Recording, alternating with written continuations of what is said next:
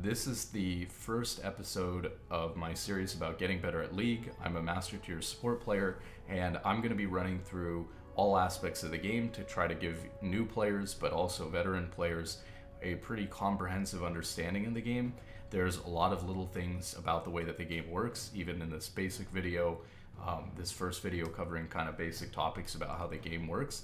You'll be surprised as a veteran player to learn some of these things. And if you're a new player, this is the best place you could probably start. So League of Legends is essentially a game 5-on-5 where you have a character and that character has a bunch of stats and you fight your opponent's team and try to defeat them, and by killing them and putting them on a timer before they respawn, you can push further and further, take more objectives, and eventually push into the enemy base and destroy their nexus. And once you destroy the nexus, you win the game.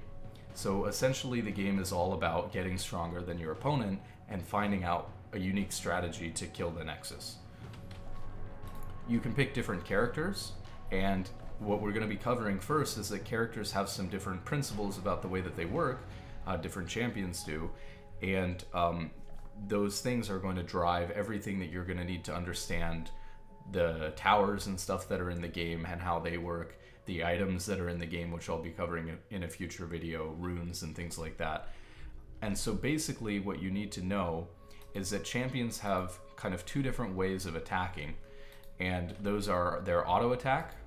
You can put a target dummy so that I can show you what that looks like. Every champion has a basic attack like this. Basic attack, auto attack. Every once in a little while, you're just going to be able to, for free, no cost to you, stop in place for a second and hit your enemy. So that's your basic attack or your auto attack. And then you're going to have spells like this, where you're going to be able to hit them with some sort of ability that's unique. And obviously there are a lot of different champions in the game. There's a lot of different unique abilities. I'm not going to be covering every single one here, or maybe ever. But obviously it's very important to learn what all the different abilities in the game are. But that's the idea, is you've got abilities and you've got auto attacks. So with that out of the way, we can basically jump into, well, what are the basic stats that run the game? And by understanding those stats, like I said, you'll be able to understand even basic stuff like towers and the nexus, and get a good idea of how all of those things work by understanding these stats. So if we look down here, we can see that there are some important stats that our character has. So we have an attack damage, and our attack damage is going to increase the amount of damage that our auto attack does. So for example here, it says we did 53 damage on our last hit, and that's because I have 53 attack damage. And this target has, no resistances, which we're going to get into. So auto attacks are going to deal physical damage or attack damage. And some spells, like for example on Ari here, are going to do magic damage. So there's two types of damage in the game, physical damage and magical damage. So for some characters, right, your abilities are going to do magic damage.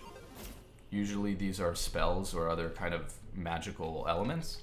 And then for abilities that are more physical in nature, like an attack, a sword, that kind of thing, in general, those type of abilities are going to do physical damage as well, because those characters also like to have damage for their auto attacks.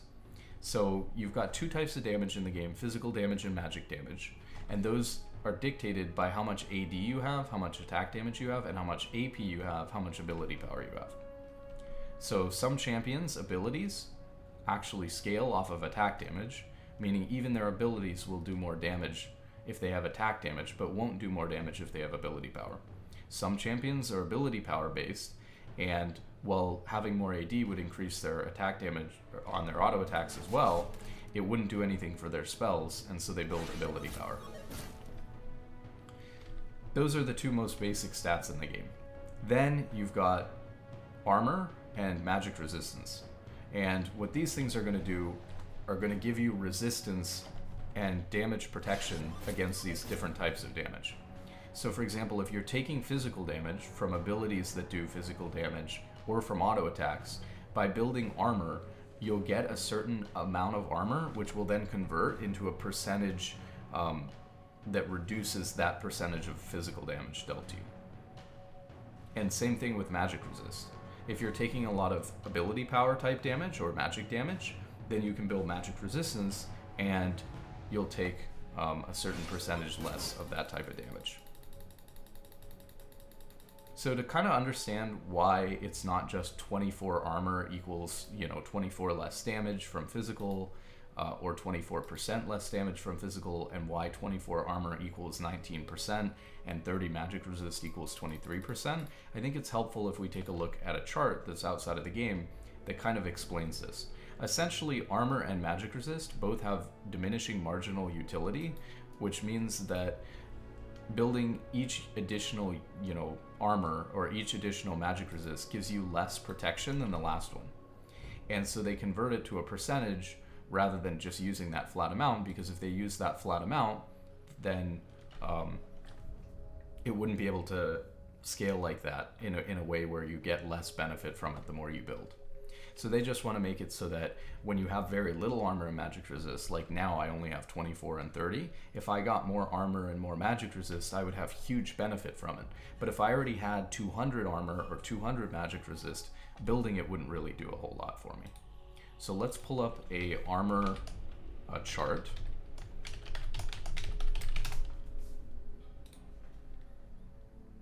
Just so you can get an idea of how this works.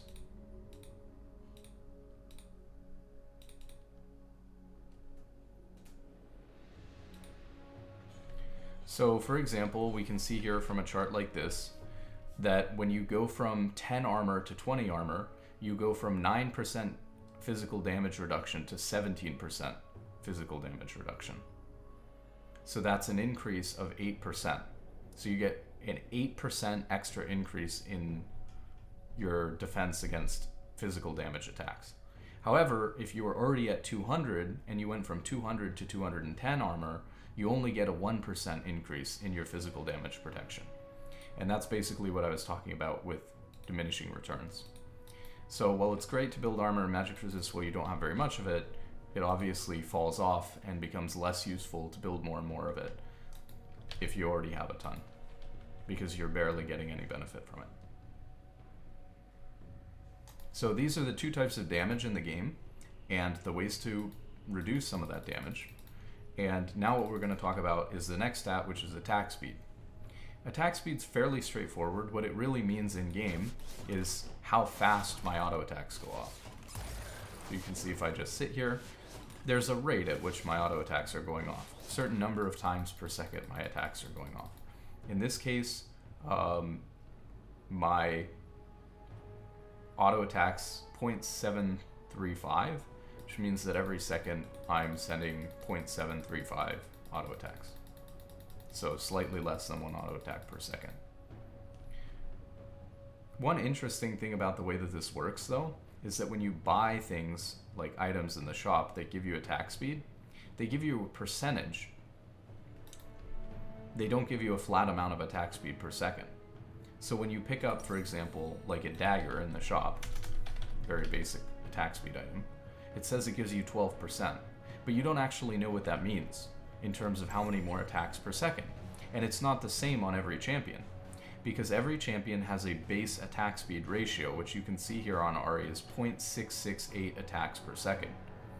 So different champions are going to have different base attack speed ratios, which means if they didn't want you to build a bunch of attack speed on a certain champion, they can make this ratio lower, and then building the same attack speed items on, let's say a champion that has low attack speed, right, that they didn't want to have a lot of attack speed, that they don't want people building that on, would have such a low ratio that the same attack speed items on them versus on an AD carry champion that was meant to have a high attack speed will give you much less benefit. And so you should look at the attack speed ratio before you decide that you should necessarily be building attack speed on a champion. And since attack speed only increases the speed at which your basic attacks go off, usually attack speed is going to be built in combination with attack damage. This is the first instance we're going to see in League of like what I would call a synergy. And there's all kinds of different synergies in League between different champions on the same team together, between items in a certain champion, and between different stats. But basically you can see how if your attack speed increases how fast you auto attack, well, that's not really useful to you if you're an AP champion, because you don't have the AD to make your attack speed, making your auto attacks go faster, be worth it, because your auto attacks don't do that much damage. So you want to have a balance between your attack damage and your attack speed. If you only have attack speed and don't have enough damage per auto attack, then while you're attacking faster, you're not doing that much damage per auto attack. If you build all attack damage and no attack speed, then your auto attacks will deal a lot of damage, but you won't be doing the maximum amount because you're not able to attack that often. So you have to have kind of a balance between attack damage and attack speed when you're building. And obviously, like I was saying, attack speed and AP don't really necessarily go together, because usually if you're going to have a high attack speed anyway, you're going to want a high attack damage with it so that you can do the most damage on your auto attacks. Similar to being able to attack faster, but for AP champions, would be ability haste.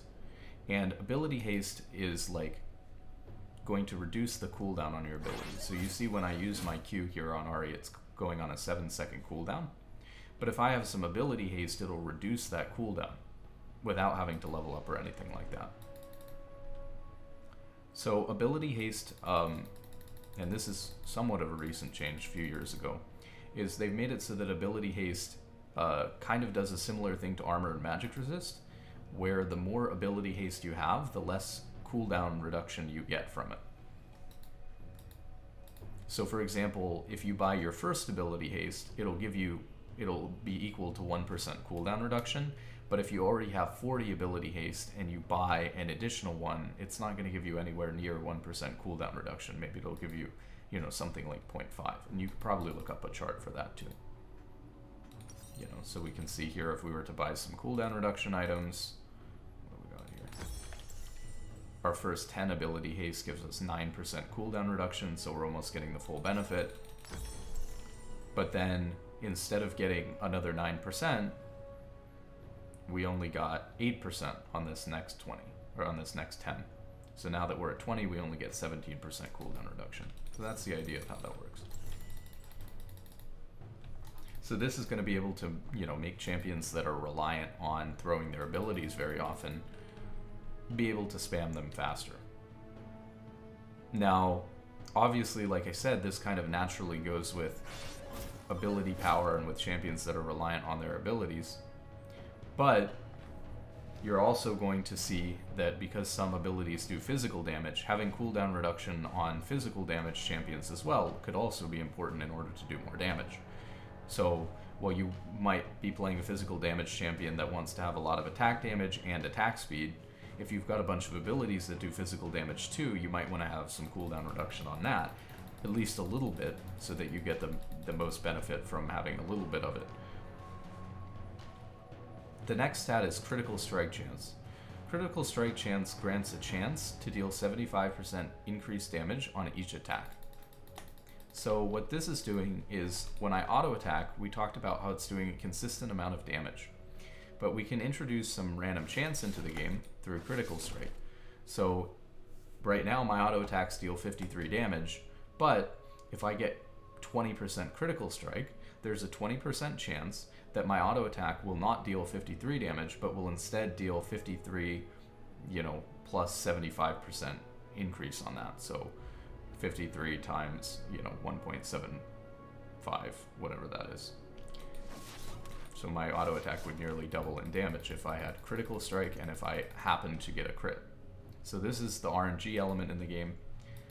But obviously what you'll do here is, again, a lot of champions who are building attack damage and attack speed will also build critical strike chance, because by building critical strike chance, they have a good chance of doubling, nearly doubling how much their auto attack does. So what they'll do is they'll build critical strike chance, so they maybe have 80% critical strike chance or 60%. So there's a good chance that almost every auto attack they're going to they're going to critically strike, because more likely than not, they're going to critically strike. And then that's going to give them increased damage as well. So you have to balance between having attack damage, attack speed, and critical strike. The other thing is, right, as I was talking about, is some abilities are physical damage. Well, you don't have to build attack speed if you've got a bunch of attack damage. You could just build a ton of attack damage and completely skip out on the attack speed and the crit, and instead, focus on having a lot of attack damage and a lot of ability haste, and just focusing on using your abilities, your physical damage abilities, and not focusing on using your auto attacks that much. And some champions play that way. Then we've got movement speed, which is just the speed at which you're able to move across the map. And this is obviously a really important stat, since a huge part of the game is essentially catching and killing your opponents. If you can run faster than other people, or if you can dodge abilities better by being faster, it's going to potentially be able to negate a lot of damage, maybe even more damage than something like armor and magic resist, because dodging an ability, boom. Okay, I actually hit the target, but if if I miss this ability because someone's able to sidestep it, I hit it again. If somebody's able to sidestep the ability because they're fast enough, that's going to be much better than reducing it by 20%. So movement speed is really one of the most important abilities or stats in the game, because it's going to allow you to do a whole lot. And a big part of the game, right, essentially, when you think about it, is you're not going to die to the environment. So most of the time, the only way that you can die is to enemy players kind of collapsing on you and putting you in a situation that you can't get out of. So the faster you are and the more ability you have to escape those situations, the more time you have to react to things, the better you are at dodging stuff, and the better you're able to get out of situations like that. So there's a high emphasis on this one. But it's pretty simple stat. It's just how fast you move. Some items in the game will give you a flat amount of movement speed, and some items in the game will increase your movement speed by a percentage. There's actually more stats than this. When we get into this, we can see some advanced stats. I guess we have to talk about health before we talk about anything else. Champions have two basic stats. They have health and they have mana. Now, some champions actually have a little bit of a different system here. Some champions have energy. Some champions spend health instead of mana for their abilities. But those are fairly rare and unique champions. Most champions are going to have health and they're going to have mana. And the way that those things are going to work is when you deal damage to someone, they lose health using your auto attacks or your abilities. And then when you cast abilities, they're going to use mana, and it's going to cost you mana to use that ability. So you're essentially trading mana for their health when you hit them. So these things also regenerate, which you can see if I hover over it here, or if we look here. If you're missing some health, it'll regenerate, and the amount that it'll regenerate is different for every champion. Champions have a base health regen, and then you can buy items that give you bonus health regeneration. And so this says that for every 5 seconds, you regenerate 3 health, which over here shows that you get about 0.5 health per second. Here, for mana regen, we can see that on this champion we have a base mana regen of 8 per 5 seconds, which roughly is like 1.6 per second. So this is just the rate at which you're going to refill this bar. Now, keeping this in mind, since you have these stats inherent to you for free, it's not always best to be sitting at 100% of your HP. Sometimes it could be best to take a little bit of damage by trading. If they auto you and you auto them, now you're utilizing your health regen and it's healing you rather than just sitting on full health. So it can be worth it to dip below full HP. Otherwise, if you're at full HP, you're not using any of your health regen. In the same way, if you're sitting at full mana, it's probably worth it, potentially, to throw an ability to trade with the opponent and use a little bit of your mana so that you're getting the benefit of your mana regen rather than just sitting on it at full, where it's not doing anything for you. That being said, and this is kind of a later topic, but you don't necessarily want to put your ability on cooldown for a reason like that. If you might need it for something else, or yada yada yada, it could be much better to hold your abilities, especially at a higher level. Well, we talked about armor and we talked about magic resist. And just like those are counters to physical damage and ability power, or attack damage and ability power, there's also ways that physical damage dealers or magic damage dealers can try to ignore some of your armor or magic resist to kill you or to break through it. So really there's two types. There's flat armor penetration and there's flat magic penetration, and then there's percentage based armor penetration and magic penetration. So as you can imagine, if you have 10 flat armor penetration or 10 flat magic penetration, that's going to be great against me on Ari because I have so little armor and magic resist. If we remember the chart earlier, what that's going to mean is that I'm going to be taking a much higher percentage amount of damage. Might mean that I take 10% more damage from physical damage or 10% more magical damage. But if I had 200 armor and 200 magic resist, 10 flat armor penetration and 10 flat magic penetration is going to do next to nothing to me. Instead of taking 78% reduced damage, I'm going to take 77% reduced damage. So only taking 1% more damage isn't really going to do a whole lot to a tank. So against squishy champions, and that means champions with low health, low armor, low magic resist, having the flat amount is going to be better. But against tankier champions, having percentage-based penetration is going to be better. So there are some items and stats and things like that that are going to give you flat, and some that are going to give you percentage-based. So early into the game, something like lethality, which is the flat amount for armor penetration, and flat magic penetration is going to be better earlier in the game and against squishier champions even later into the game. Whereas the percentage base is going to be better against tanks in both categories. So some examples of this is if we look at armor penetration here in the shop.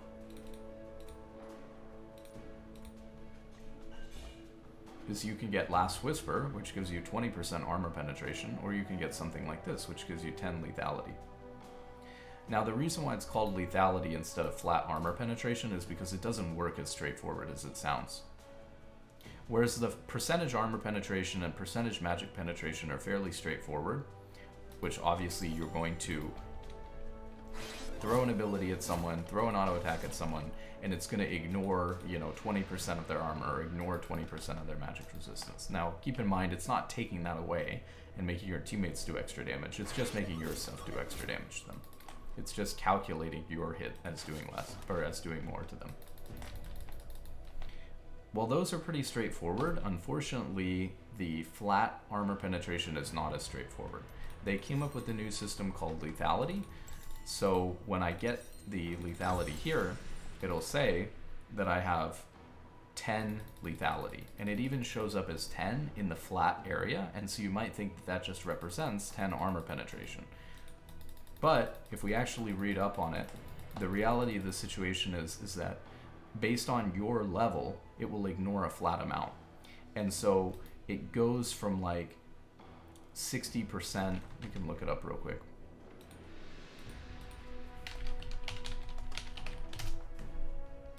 Let's take a look.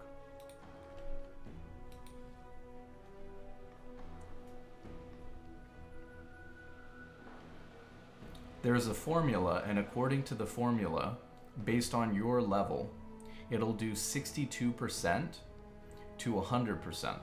Meaning at level 18, when you're fully leveled, it would actually give you the 10 flat armor penetration. But at level 1, it won't give you the full 10 flat armor penetration. It'll only give you 6.222 flat armor penetration. So that's how much it'll ignore. You don't really need to know the math behind it. The important thing that you need to know is what I said earlier, which is that if you have lethality, it's going to reduce a flat amount of their armor, which is good against squishy champions who don't have very much armor, and against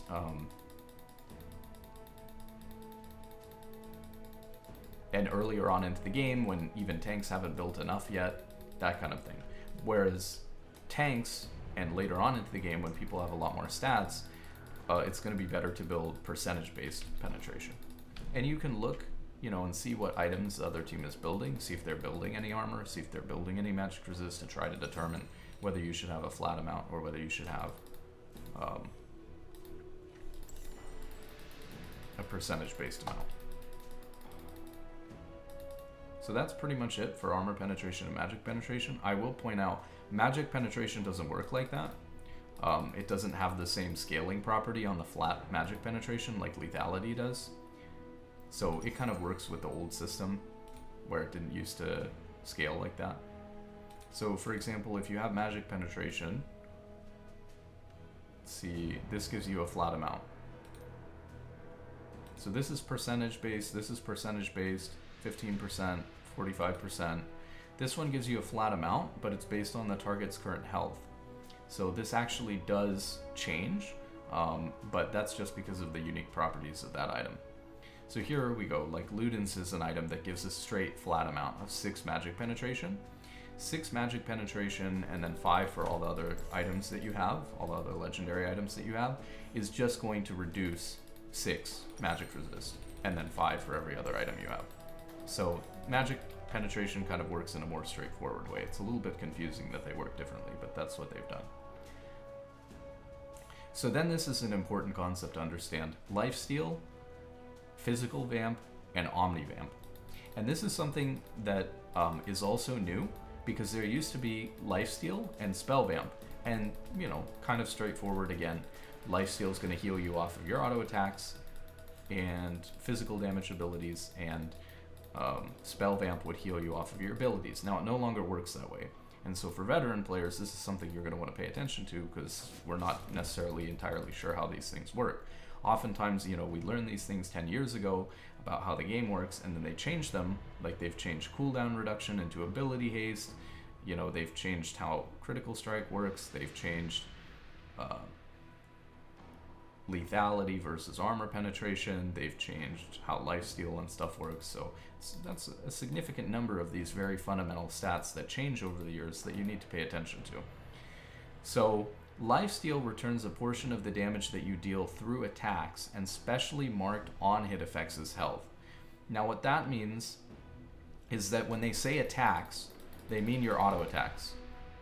And some abilities, right, that have on-hit effects that will apply on-hit, like an Ezreal Q, for example, for veteran players, will also give you lifesteal. But not all abilities, right, will give you lifesteal. So lifesteal does not give you healing on most physical damage abilities, only those physical damage abilities which are so similar to auto attacks that they apply on-hit effects. And that's not how it used to work. As I said, it used to work on abilities as well, that did any sort of physical damage that you deal. But it doesn't work like that anymore. So you'll get a percentage, and if you had 10% lifesteal, you would heal for 10% of the damage you do with your auto attacks, and 10% of the damage that you deal with abilities that are similar enough to auto attacks that they basically count as auto attacks. They apply the same effects as auto attacks, that kind of thing. Then we have 2 different types of vamp. Now, Spell Vamp doesn't exist anymore. So there's Physical Vamp, and there's Omni Vamp. And now Physical Vamp sounds exactly like Lifesteal, but again, the nice thing about Physical Vamp is that Physical Vamp obviously has to be different than Lifesteal, and the way that it's different is that Physical Vamp will apply to all physical damage dealt, right?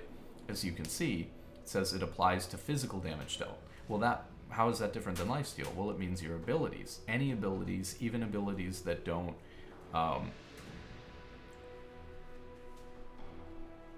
count as on-hit effects, it's going to be healing you because it's Physical Vamp on physical damage dealt. I think Physical Vamp also includes your auto attacks, but we might need to look this up. And Omni Vamp is going to apply to all damage dealt, including, you know, physical damage that you do, magic damage that you do, and true damage. And they work the same way. You get a percentage. If you had 10% Omni Vamp, you'd heal from 10% of all the damage that you do. If you have 10% Physical Vamp, you'd heal from 10% of all the physical damage that you do. And I think Physical Vamp would overlap Lifesteal to include auto attacks as well, because it says all the physical damage that's dealt. But let's go ahead and look this up just to make sure, because this is kind of something that's quite confusing, why there are 2, you know, why there's Lifesteal and Physical Vamp, 2 kind of physical healing things in the game.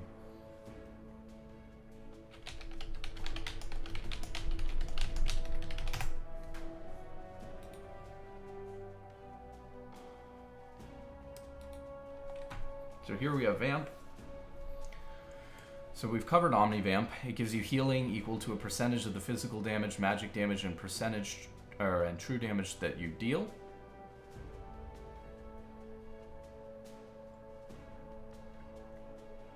Physical Vamp is a subtype of Vamp, which is a stat that grants healing equal to a percentage of the physical damage dealt.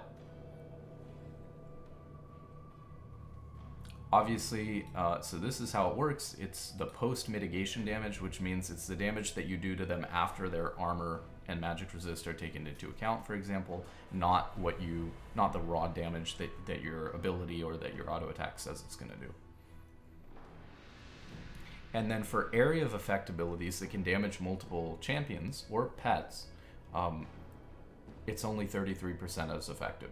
So if you have abilities that are hitting multiple people, it's not going to heal you for as much. It'll only heal you for the same amount if you hit at least 3 people with it, which is quite ambitious, because even with an area effect ability, some area of effect abilities are kind of small, like a Gragas Q or a Luxie. Hitting 3 people with it is quite a lot in order to get the same amount from it, for example.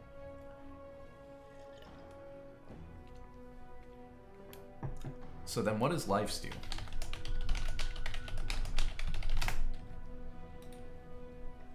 Make sure we get this right. Lifesteal grants healing equal to the percentage of damage dealt by basic attacks. It applies to abilities that deal basic damage, usually those which trigger on-hit effects, like Ezreal Q, Gangplank Q, Steel Tempest, what is this, Yasuo Q. It doesn't benefit from heal power, so that's interesting. I thought that wasn't worth bringing up, but there is like healing and shielding power which you can get as an item in the game, which will make all of your healing and shielding do more. And that increases Physical Vamp and Spell Vamp, but it does not increase Lifesteal. Or, Physical Vamp and Omnivamp it increases, Lifesteal it does not increase. So that's kind of an interesting difference as well. Gets quite complicated. But that's essentially what these things are doing. So I think I'm right in saying that Lifesteal is going to heal you on your basic attacks and on hit effects that essentially count as basic attacks, whereas Physical Vamp is going to heal you for all physical damage dealt. Now you're probably saying, well, isn't Physical Vamp just way better then? And maybe we can take a look at this here, but what items even give you Physical Vamp? This is Lifesteal. This is Omnivamp. This is Omnivamp, Omnivamp, Omnivamp. This just restores health on hit. It's not really even in the same category. They've just put the item there because it does a similar thing. Lifesteal, Omnivamp, Lifesteal, Omnivamp, Omnivamp, Omnivamp. This just gives you some health. And this is Lifesteal. So to make matters more confusing, if I remember correctly, there's legitimately only like one item in the game that even gives you Physical Vamp on its own. And if I remember correctly, I think it's the red potion. Let's see if we can find this here. Yeah, here it is. Elixir of Wrath. Drink to gain 30 attack damage and 15% Physical Vamp. So to make matters more confusing, they have Lifesteal and Physical Vamp in the game, but there's only one item that gives you Physical Vamp, and it's one of the potions that you can't buy until level 9 that you really only build, when you're like near full build, or that game's going to end in the next 3 minutes, and so you just want to throw your gold into something that's going to give you a temporary boost or a benefit, or there's a very important fight coming up and you want to throw 500 gold at it. This is the only item that even gives it. So don't fret. Don't worry about Physical Vamp being better than Lifesteal. You're always getting Lifesteal. But just keep in mind, if you have Lifesteal, it's only healing you on your basic attacks and on-hit abilities. It's not healing you on your most regular abilities. And then you've got Omnivamp, right, which will heal you for both. So the other things we've got, this is pretty basic, but we've got attack range, and this is the range at which your auto attack goes. So different champions have longer or shorter auto attack range. And then finally a stat called Tenacity. So sometimes you get hit with abilities that will, what we call CC you, which means crowd control, which means that it takes away your ability to do something like move or cast abilities or auto attack, things like this. So if you get stunned, you just can't do anything. If you get slowed, obviously it'll slow your movement speed and you'll walk a little bit faster. If you get taunted, then you will kind of walk towards the enemy champion and hit them. If you get feared, you'll slowly run away. If you get silenced, you won't be able to cast an ability, but you can still move around and cast auto attacks. If you're blinded, well, it depends on the blind, but usually everything will actually go, well, yeah. So if you're blind by like a Graves W, for example, you literally won't be able to see things around you. Same thing with Quinn. But if you're blind by like a Teemo, then actually what blind normally means actually is if you get blind by something like a Teemo, your auto attacks. You can cast them, but they won't do any damage. And you can still cast your spells and they'll do damage fine. Polymorph is a specific type, I think only on Lulu. That's just what her ability is called. Like transforms you into a little creature that can't attack, but you can still move just slower. But you can't use any auto attacks or abilities while you're polymorphed. And immobilizing effects, so I guess that's just a catch-all. Don't really know what other immobilizing effects. And then there are things like knock up or things that make you airborne or suppression, but those things aren't reduced by this effect. So if you get stunned and that stun lasts for a second and you have 50% tenacity, it won't last for a second. Instead, you'll only be stunned for half a second, and then you can go back to doing your thing.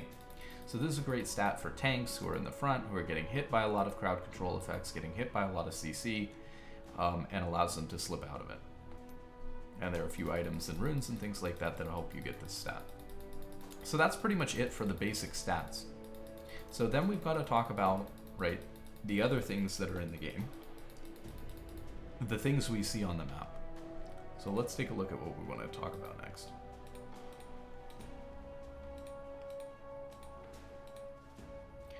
So next, let's talk about gold and XP.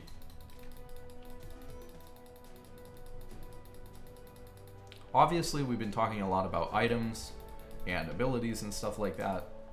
So there are two things in the game that aren't over here. You don't really necessarily see on the map, but we could talk about what gives them. And so there's gold, which you can use to buy items. And so again, a huge portion of the basic part of the game is just getting more gold than the enemy team and then buying items that make your character stronger so that you can beat them in a fight, kill them, put them on a respawn timer, and then take their turrets and take their base and destroy the Nexus to win the game. So when we spectate games and watch, high-level games and professional games and things like that, one of the biggest indicators of who's winning the game is the gold lead, because whatever team has more items, in theory, most of the time is stronger. Obviously, some champions with less gold might actually be stronger than another team. If you drafted like a really, really bad team comp versus a really good team comp, even if they had the same amount of gold, one might be stronger. Things like that. There's other stuff that matters as well, like you get stats from leveling up and from taking dragons, so one team could be behind in gold, but if the other team has all of the bonus stats that they get from taking things like dragon and has way more XP, then obviously that other team that's behind in gold could be ahead. But usually we don't see those kind of weird situations or disparities in like high-level games that we're watching together because the teams are playing fairly standard and not bad at the game, and so they haven't drafted a completely terrible comp that's just way worse than another team, even though the gold's even, although actually that happens quite more frequently than we would like to admit. And usually, even if one team falls behind in XP, that's going to also be because they're behind in gold, since the same things that give you gold generally give you XP, that kind of thing. But to get into the gist of it, right, there are going to be different sources of gold on the map, and we need to talk about what those different sources of gold are. So we can toggle the minions on now. So when you get into a game, eventually, you get minions to spawn. And minions have stats, just like we've been talking about. So for example, this minion has 120 attack damage, no ability power, because it's not casting any abilities, and thank God for that. It's got no armor, no magic resist, a certain amount of attack speed, and that's how fast it's going to throw its auto attack, and a certain amount of movement speed. It's also got an item here. This unit takes 70% of its health per turret shot. And for example, the melee champions, this unit takes 45% of its health per turret shot. This is, I guess, so that they consistently die to the turret in the same number of hits, no matter what point of the game they're at, no matter how much HP they have, even though it becomes harder for players to clear the minions, because as the game goes on, the minions get more health, more attack damage, more attack speed, that kind of thing. So minions are the main source of gold in the game. If I could hit one, let's take a look. So when I kill these minions, uh-oh, I missed them all. Boom, gold, plus 14 right there, tremendous. I'm a support player, by the way, so I don't CS, so you can't blame me. So, you get 14 gold from killing that minion. So, when you're killing minions like this, you're gonna get gold. And for some people, this is going to be their main source of income for an AD carry and bot lane, right? For a mid laner and mid lane. For the people farming these different lanes with minions running up them, for the top laner and top lane. But you're going to have different sources of gold if you're the jungler or if you're the support.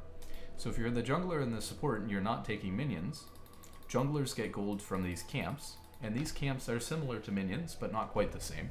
They're going to have an attack damage, they're going to have an attack speed. They also actually have an armor and a magic resistance, and they've got a movement speed. Each time you kill a camp, it'll level up. So we can see that it's level 1 right now. If I were to kill it, it would level up. Sometimes they've also got special passives and things like that. Like for example, this says damage effects that deal damage based off the enemy's health have reduced maximum effects. So for example, if Amumu was killing Krugs and his W does % health damage, it would actually do less. And they have different stats. So for example, that one had some stats. This one's got armor and magic resistance and attack damage and stuff like that. Same thing.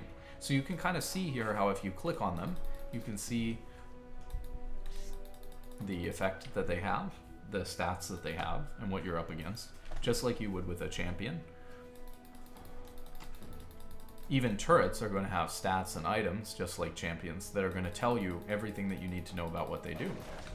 So we can see, for example, the little wolf only has 10 attack damage, but the turret has 278 at this point.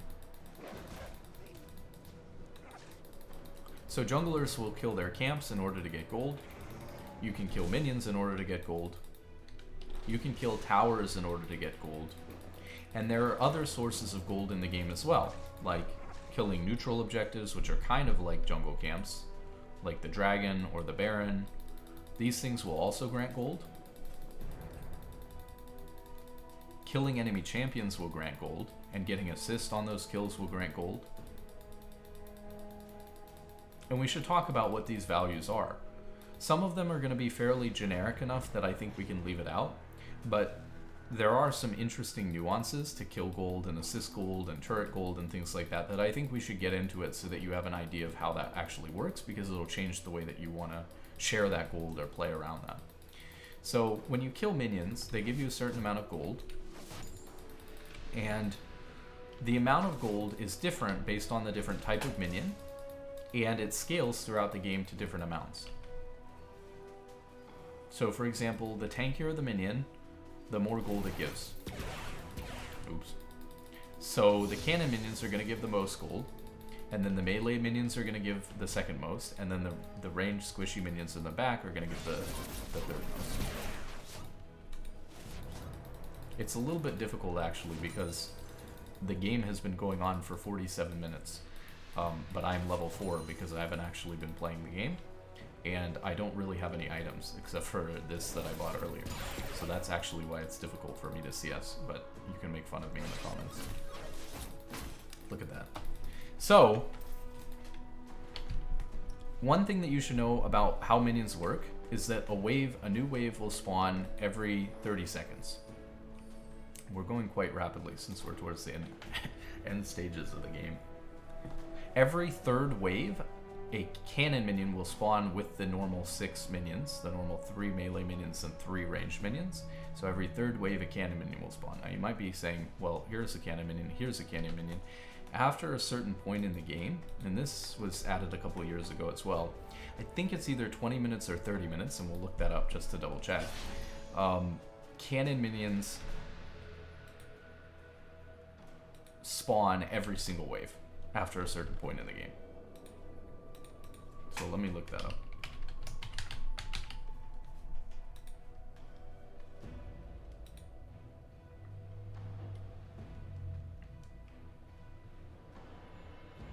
After the 25th minute onward, siege minions spawn every wave to accelerate the game pace and make pushing easier. So, my mistake, it was right in the middle. That's why I was confused. I don't know why they picked 25 minutes, but they picked 25 minutes to speed up the game. So those are some things to keep in mind about minions. You know, same thing. You got a certain amount of gold that you're going to get from the jungle camps. I don't really think it's important to go over that because it's pretty straightforward. There's nothing special that you need to do about it. I guess one thing I could say about the jungle camps is when you're winning a game, right, because your goal is to get a bigger gold lead than your opponent, you want to take gold away from your opponent. And what that means is that if you can get more control of the map, if you can take away the opponent's jungle camps in order to get extra gold that they were going to get, that's a good way to give gold to your team and take it away from the other team so that you can continue to get ahead of the other team and win the game. So if you're far ahead, if you've taken their first couple of towers, that kind of opens up their jungle to you. And then if you're strong enough to potentially fight the enemy team off, boom, you can hop into their jungle, you can take their camps, and now you're getting all this gold that's supposed to be the other team's gold. Whereas, you know, you can't kill your own minions to stop them from getting gold. You could take away these camps, and that'll help you to get ahead.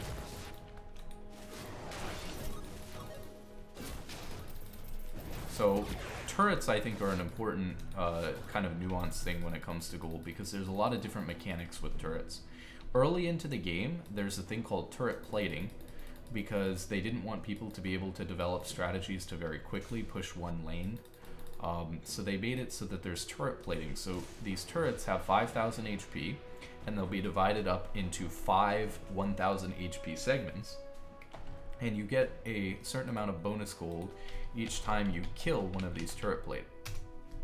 So turret plating, let's see. See if we can find it here.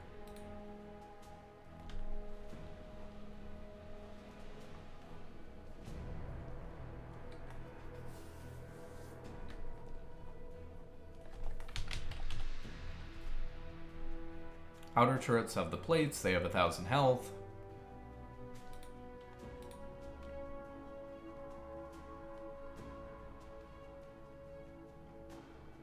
Destroying a turret plate grants 160 local gold. So you get 160 gold every time you kill a plate. Now when a plate gets destroyed, it gains armor and magic resist based on the amount of plates that were taken, or something like that, recently. So when you take a plate, the turret gets slightly stronger, tankier. It's harder to deal damage to it. Based on the number of allied champions that are around the turret. That's the thing that they implemented to prevent pushing one turret down as easily, like we talked about. So one thing that you can do if you're, you know, in a solo lane is you're gonna, you know, beat your opponent out of the lane. Now they're out of health, and so they have to recall and go back to the fountain to heal. And then you're gonna be able to walk up to the turret and take a certain number of plates before they get back, and then recall. You're gonna shove your minions into their turret so that their turret kills your minions instead of them getting to kill your minions, and that's a way to deny them gold. and then you're going to be able to recall after you get the turret plating gold. In bot lane, right, there's 2 of you that want to hit the turret, but sometimes at a higher level, it's better for the support, potentially, to let their AD carry take the turret plates on their own and to stay away so that you don't make the turret tankier if they're going to do multiple plates, and so that you funnel that gold into your AD carry rather than taking it as a support player. Because as a support player, your job is to have low income, and you're really just trying to help your AD carry out. So potentially you want to just give all of this gold solo over to your AD carry. Now, maybe if your AD carry is not as good, you need the gold to carry the game, something like that. Maybe you should take the gold, something like that. So usually what I do as a support player is if the AD carry is taking the turret, getting their plates, I'll kind of stand over here and guard in case somebody comes to fight us while we're pushed up taking the turret. Or maybe I'll get an early recall before my AD carry goes back to base so that I have a timer where I can run to mid or something like that, look for a play mid, and then my AD carry 10 seconds later, they're back in base, I'm going mid, and then once I'm finished with mid, I'll run through the river back to bot lane, and I'll meet up with my AD carry once we get back in lane. So I kind of create this window of time for myself when we're taking turret plates to be able to go around and do that. So turret plating gives gold. Also, taking the first tower gives gold. We can look up how much that is.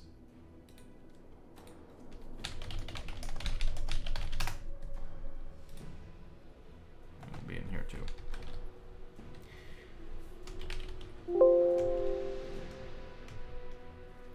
The local reward for destroying the first turret grants 150 bonus gold. So remember, one plating is going to give us 160 gold, split between the players who are next to the turret plate that gets destroyed. Destroying the first turret will grant 150 gold locally to the person who's around it, or split between the people who are around it. Your team has Would you look at that? It says the practice tool game will end in 5 minutes because the practice tool game can only last an hour. But we'll get back into it. So you can funnel all this gold into your AD carry, right, by getting to this point where you're going to destroy the first turret, and they kill the turret, they get turret plating, they get local gold for getting the first turret. And then on top of that, your team, everyone on your team gets gold when you kill a turret. And so now we can take a look at how much that is.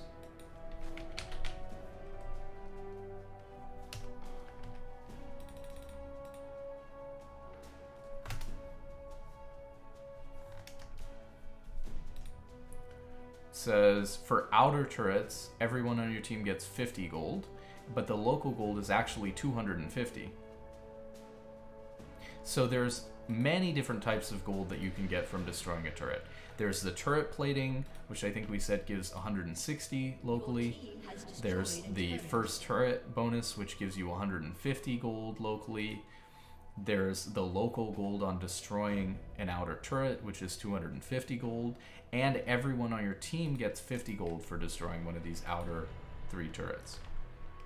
So you can obviously see how if one player on your team can get the local gold, the first turret gold, all this gold funneled into them, taking that first turret can give you a huge amount of gold. It can funnel, hundreds of gold into one player on your team. Let's turn the music off too. This is starting to get on my nerves. So it's huge. So you're going to be able to collect gold from minions. You're going to be able to collect gold from jungle camps, but mostly your junglers doing those. And other sources of gold are going to be from taking the turrets. Now, I do believe different layers of turrets, right, are going to give you different amounts of local gold and global gold. So let's see if we can see that somewhere.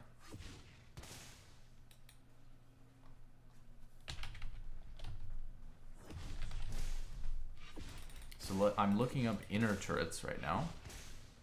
Okay, and we can see it right here.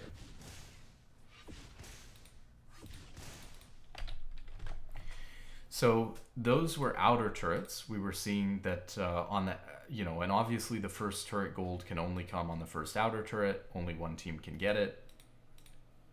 The turret plating's also only on the outer turret. But hypothetically, you get 150. You know, we can add this up real quick. 150 from the first turret gold, 160 for destroying that last turret plating, and you could get multiple turret plating. There's 50 global gold that they'll get, and then the local gold for destroying the first turret would be 250. So you could funnel 610 gold into your AD carry if they just take that final plate and the first turret on their own. And if they sit there and they take, you know, another plate on top of that, another 160, you know, this is a huge play because this is 770 gold going right onto your AD carry. If, you know, you push their bot lane out, your AD carry hits the turret and is able to take 2 plates and destroy the first turret with local gold, and you're away from it as a support. Funneling 770 gold into your AD carry is massive. And then we can switch to the inner turret. The global gold on inner turret is the same, it's 50, but the local gold goes way up. And it says 300 to 550. I'm not sure why that is.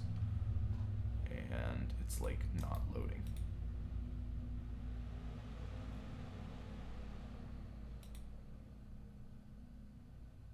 What's it say there?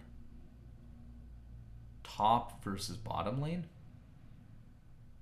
Mid lane? Uh-oh. Well, that's quite confusing. Does it say over here? Because maybe there should be a mid lane. Oh, I see. Okay, so for mid lane, destroying the second turret gives you 300 gold, but for top lane and bot lane, destroying the second turret gives you 550 gold. Let's get out of this game since it's about to end.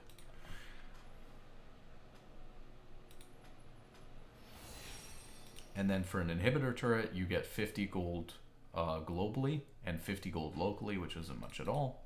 And for the Nexus turret, it doesn't give you any local gold, but gives you 50 global gold to everyone on your team. So then you can see how if you can go ahead and get a top or a bot second tier turret on your AD carry as well, that 550 local gold is also quite massive.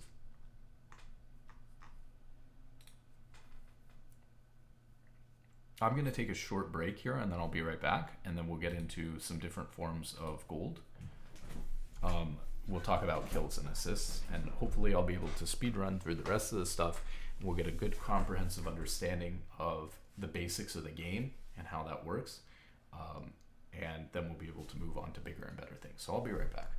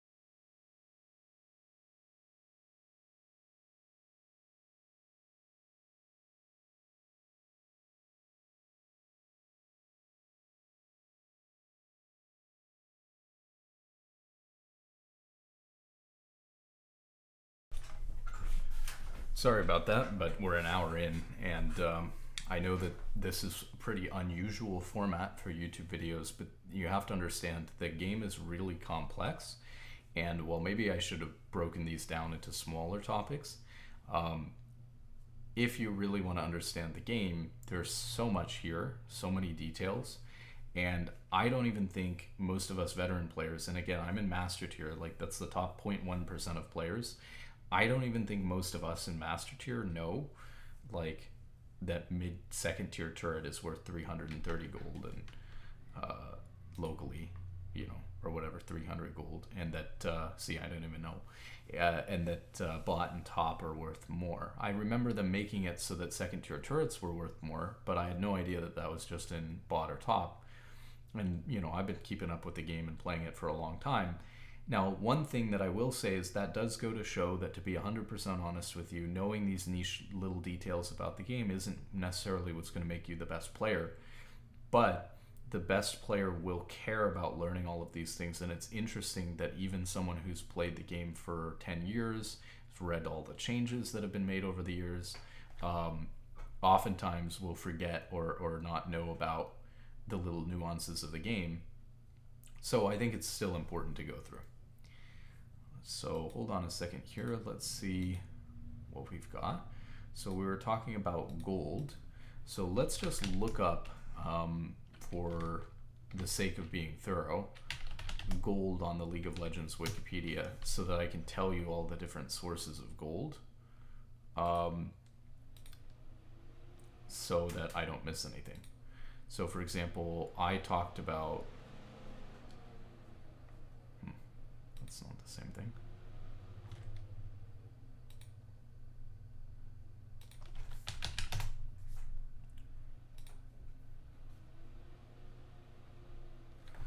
So it's the in-game currency used to buy items. We can skip over that. You do start with some gold. That's true. You start with 500 gold. You generate gold automatically over time. On Summoner's Rift, that's 20.4 gold per 10 seconds, and it doesn't start until a minute and 50 seconds into the game. Increasing passive gold gain. Champions can earn gold passively without requiring direct action from the player. It is typically quantified in terms of the amount of gold gained over 10 seconds, or gold per 10. Passive gold gain does not activate until minions spawn and can be increased by gold generating items. The following gold generating items will passively generate gold every 10 seconds, but only one of them can be had at a time, and these are the support items. So these are all support items. We talked about how junglers get their gold from their camps, and how do supports get their gold? They get their gold from a gold generating item.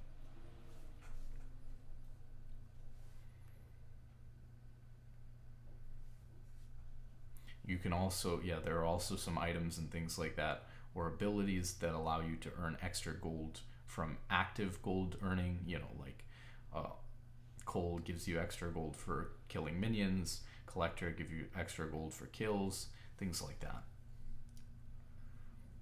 There's some runes that give you extra gold. Killing units, such as monsters, minions. So we talked about the minions, we talked about the monsters in the jungle, but also some enemy champions' abilities, like pets, like Tibbers and things like that, will give you some gold. This is the main thing that we're going to talk about, but basically when you get a kill or an assist on enemy champions, that gives you gold. We talked about the gold that you get from turrets. Destroying an inhibitor or nexus also gives you 50 gold, but killing the nexus is relevant because the game ends. That's a good point. So the plus 50 is pretty small. And even for the inhibitor, the game doesn't end, but plus 50 is pretty minor. Destroying a ward or a trap gives you a little bit of gold. So really the only thing we haven't covered is the kill and the assist. You get 300 gold for a kill, and you get 150 gold for an assist, but that gets split among the players who are contributing to the assist. players who attacked the champion and killed that target by dealing the final blow get the kill, and anyone who contributed within the last 10 seconds get rewarded with an assist. So this opens up some interesting things. If you get a solo kill where nobody gets an assist on it, your team gets 300 gold. You get the 300 gold for the kill, but you lose out on 150 gold because no one assisted in the kill. So it's always better to get an assist on the kill. So sometimes this will, frustrate people, but it can be better for someone to swoop in, and even if they're not trying to take the kill necessarily, to take the gold for themselves, if somebody swoops in and auto attacks that person so that they get an assist on it, that could be a smart play to get more gold for your team. Whereas just solo killing someone on your own isn't as good. And that kind of creates an interesting scenario too, where 150 extra gold is no joke. It's a 50% increase in the amount of gold. You go from 300 to 450. It's a 50% increase in the amount of gold that you're getting. You get, well, not a 50% increase, but you get an extra 50% of the original gold. So that's quite a big difference, right? And so the game, you can see, is already automatically rewarding team play instead of rewarding kind of solo action, which is obviously a trend. It's a team game, and a lot of things are meant to be done as a team, and they're going to keep pushing that. And it makes it harder to solo carry the game because the same one kill isn't always equal. The score could be 1 kill to 1 kill, but if you're playing top lane and you solo killed their top laner, that's not as good as a kill in bot lane where there's always probably going to be an assist, right?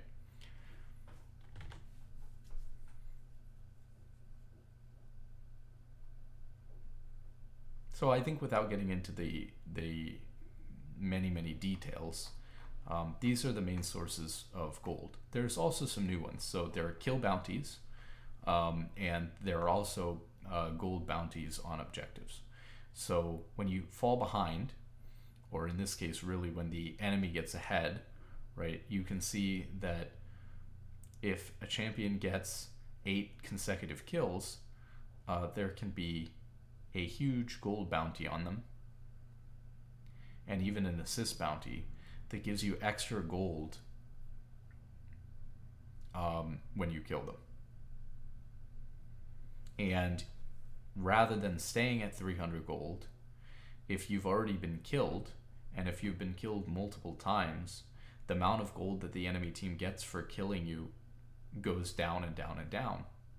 And it's kind of crazy to think about, but right, even 300 gold in comparison to the amount of gold that you get from some of the other things that we've talked about isn't really all that much, is it? Because you do a jungle camp and you get 200 gold, you take a turret plating and you get 160 gold, and these things are much less difficult to do than it is to kill a functioning human being, right? And so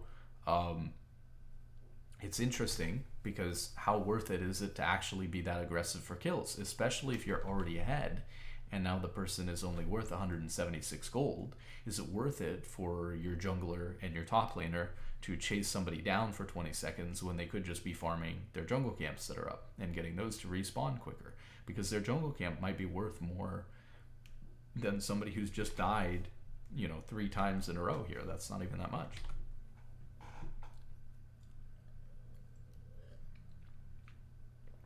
So there are kill bounties, which means that if you fall behind, you can see on tab who has a kill bounty, and you should target that person as a team to try to get that gold to rebound and come back into the game. And if you're really fed and you're carrying, you need to be extra cautious in the way that you play so that you don't die and give up that bounty. It especially doesn't make sense, right? I mean, if you're playing AD carry and you're 10-0 and their AD carry is 0-10, their AD carry is worth next to no gold, literally like a minion. And people joke about that, but I don't realize if people understand how serious, like, we're talking about they're worth 100 gold. So you could kill a few minions and you would get the same amount of gold. So you really shouldn't be risking your bounty or using a summoner spell like Flash that has a 5-minute cooldown, or using your ult, it's got like a minute cooldown, to be killing somebody who's worth 100 gold. You should be saving those things for when you absolutely have to use them to protect yourself, in order to protect your bounty, to play safe, take objectives when the game's smart, not, go and try to rack up these high scores. So oftentimes people don't realize it because they're trying to push their lead even at a higher level. But by pushing your lead when you're already very far ahead, the trade-off, think about if normally you want to play to be like 70% chance that it's going to work out well for you and a 30% chance it's going to go bad. If you want to take that, like, we're just making up numbers, but if that was your hypothetical go-to play, like, this is a pretty safe play, I think it's worth trying to get this here. If that's your normal play, right? Imagine if you're worth 1,000 gold shutdown and they're only worth 100 gold. Imagine, whereas before you were worth 300 gold and they were worth 300 gold, imagine how different your math should be. You should almost never go for a play unless there's like a 99% chance that it's going to work. And how clear is that? Like, it tells you, right, if you look at the game, that you shouldn't be playing hyper aggressively when you have a gigantic lead like that. You really have to be careful about throwing your lead and not playing too aggressive when you're far ahead, because it's fun to play when you're ahead and it sucks to play when you're behind, because it's easy to take advantage of your opponent and deny them everything and flash on them and kill them over and over again. And well, that could be a fine strategy if you want them to vote to surrender the game, or if you're really denying them a lot of gold and you're really actually pretty safe because of how far ahead you are. If you're not sure where other people are, like if you could get collapsed on by 4 people, all of a sudden playing like this is actually really greedy of you and quite grief and could throw the game. So there's objective bounties now too, similar to these kill bounties, where if your team is behind, you can get 500 extra gold for killing Baron, up to 800 gold, 500 gold up to 800 gold for killing a dragon, and 500 gold up to 800 gold for killing a Rift Herald, 400 to 640 gold for killing inner turrets. Don't know why it doesn't say outer turrets here, because you can have comeback gold on outer turrets as well.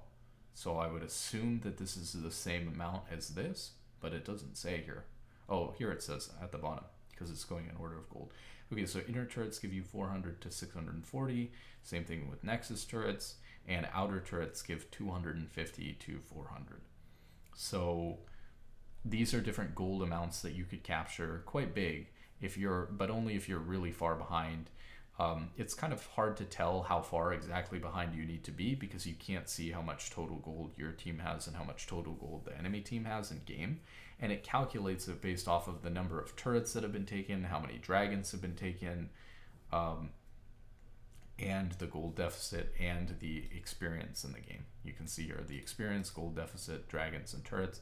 So it's a little bit of a complicated system to figure out whether you're going to get objective bounties or not. You just have to see in game when you get it. And then you'll know. And then you can take advantage of these extra ways of getting gold. So that's pretty much it for ways to get gold. So then we have ways to get XP. And we've kind of touched on a lot of these, because a lot of the ways that you can get XP are similar to the ways that you can get gold. You can get XP for killing minions, you get XP for killing the jungle monsters, and let's hop back in a practice tool game so we can take a look at this as well.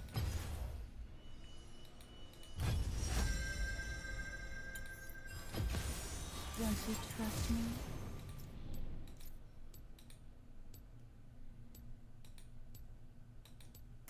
So we got XP.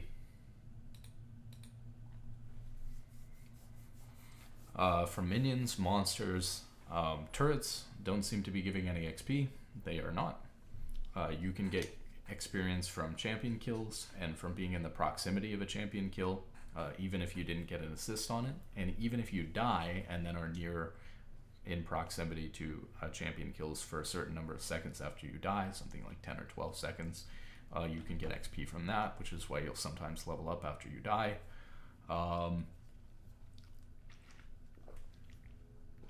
Other forms of XP you do not get from dying, though. So if you die, you're not going to get XP from minions in the lane. You can get XP from doing, like we talked about, Baron, Rift Herald, and Dragons, because they're pretty similar to jungle camps. You can get a little bit of XP from killing wards too as well.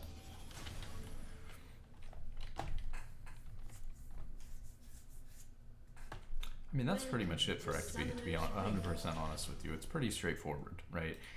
You get XP, right? It's down here, and once you get that certain amount of XP, you level up, and then you can put a point into your abilities.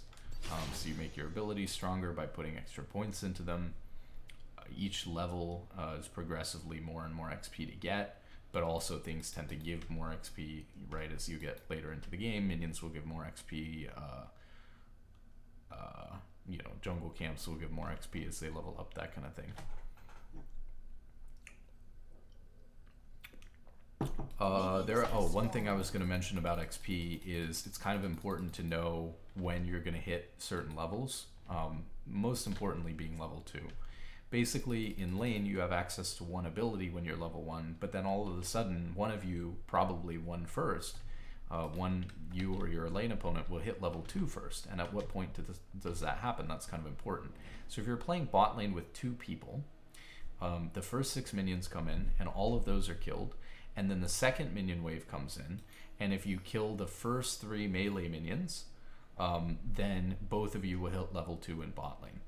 And so in a solo lane, all of the first 6 minions die, and then only one of these melee minions has to die, because you're not sharing XP with your AD carry if you're in a solo lane. Once this first minion of the second wave dies, then you will gain level 2, and so you'll try to push in order to get level 2 before your opponent does. And then, you know, you make sure your abilities aren't on cooldown right when you're about to hit level 2. So I hit it off this minion, and then you go in on your opponent once you hit level 2, and they're still level 1, and that can give you a big advantage. You know, or in bot lane, you wait for the first 3, and so if I was support right now, this is when I would hit level 2, and then you'd be walking up looking to go in. And you're basically looking to surprise them with a quick level 2, and this is obviously something that's going to work better against players who aren't as familiar with the game, because you're going to know when you hit level 2, and then boom, you're going to hit them with this. You're going to have a whole extra ability, so you're like nearly, you know, I don't want to put it this simply, but you're basically twice as strong because you have an extra ability. And remember, we talked about the basic stats that exist in the game. Not that. This. We talked about the basic stats that exist in the game, right? And when you level up, you get a lot of these stats for free. So your attack speed might get faster, you might get more attack damage, more armor, magic resist, these kinds of things. You'll get this stuff as you level up. And so when you get extra stats like this, when you level up, you become, you know, you'll have more health, more mana. So you'll not only have an extra ability over them, but you'll also have more health than them and stuff like that. And that's a big deal in a fight.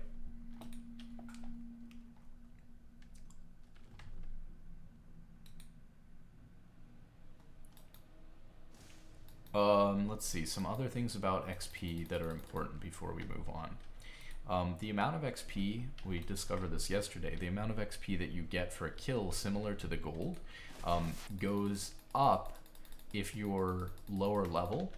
So it's like 16% more XP. So if I'm level 3 and they're at level 4 and I kill them, I get 16% more XP for killing them. And if I'm level 3 and they're level 4, they get 16% less XP for killing me.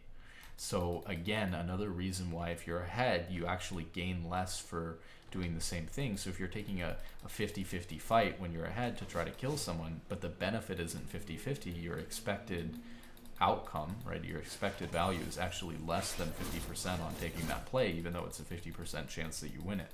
So you could be ahead, and if you have, you know, huge bounty and you're really far ahead in levels and you take a fight, even if it's like 60-40 in your favor, that might actually on average be better for them than it is for you, because if they get your, you know, if they get your shutdown and stuff like that, and they get more XP for killing you, and you wouldn't get that much for killing them, it can be really, really bad to even go for it.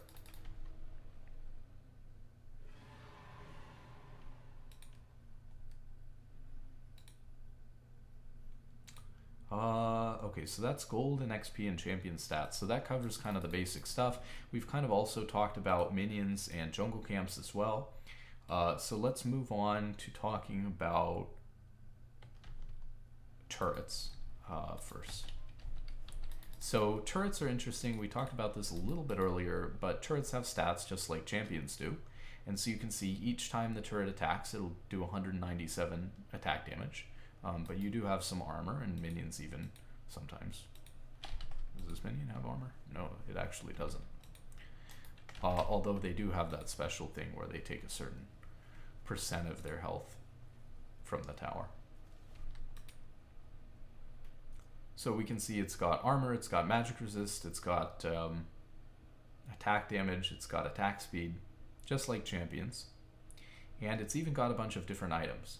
So this says 30% armor penetration, so it's actually going to ignore, even if you have some armor as a champion, it's going to ignore 30% of your armor. Turret attacks can't be dodged, and thank goodness for that.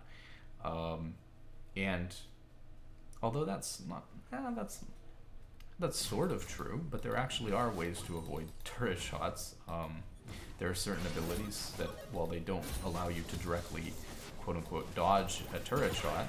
If you're playing Elise, for example, you could rappel up into the air as the turret shot's about to hit you, and that wouldn't hit you.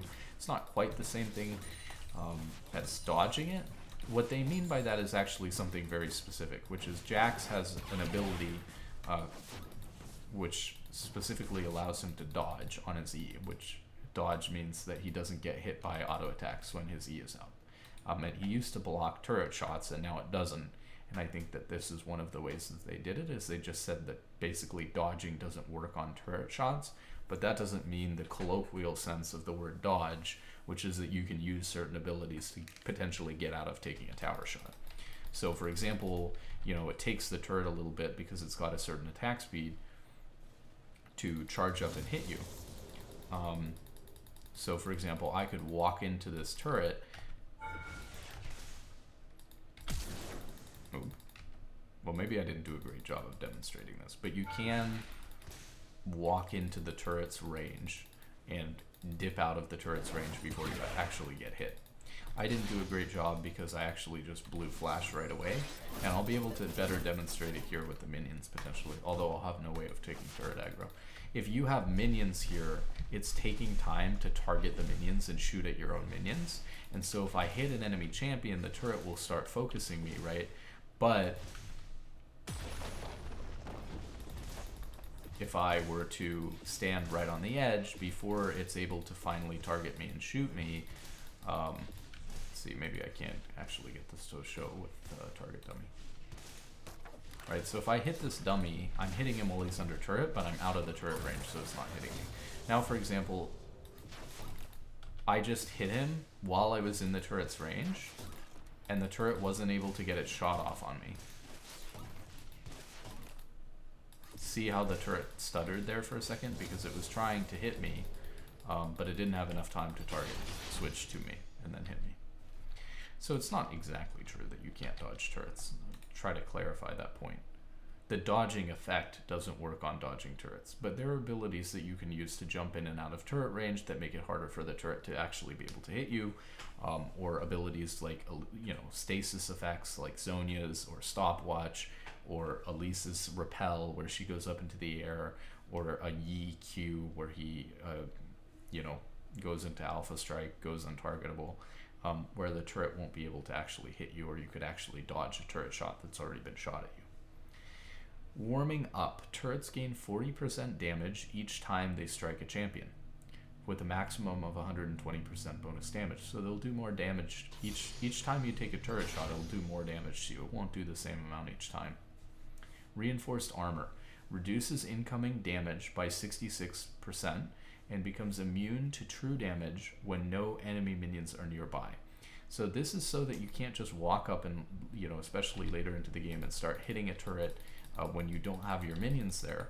Not only do you need your minions there to tank the turret for you so you don't get hit by it, but if you were a tank and you were strong enough to take some of these turret shots, and you just wanted to walk up and hit the turret, you're going to do 2/3 less damage to the turret if your minions aren't there to help you hit it. So if a turret's really low, it looks like it's only few autos, 4 autos away or something like that, you're going to do 2/3 less damage to it, so it's going to be quite tanky.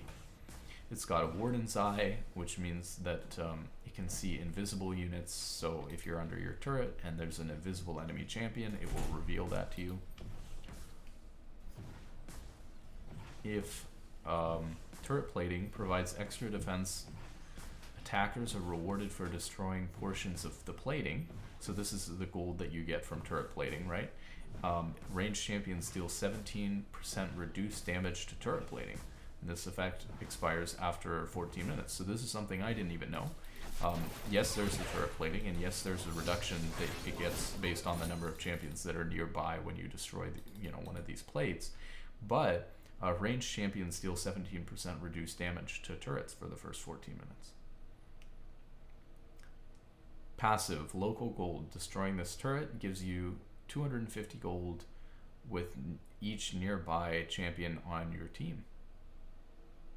I thought it said that the local gold was less than that, but that's interesting.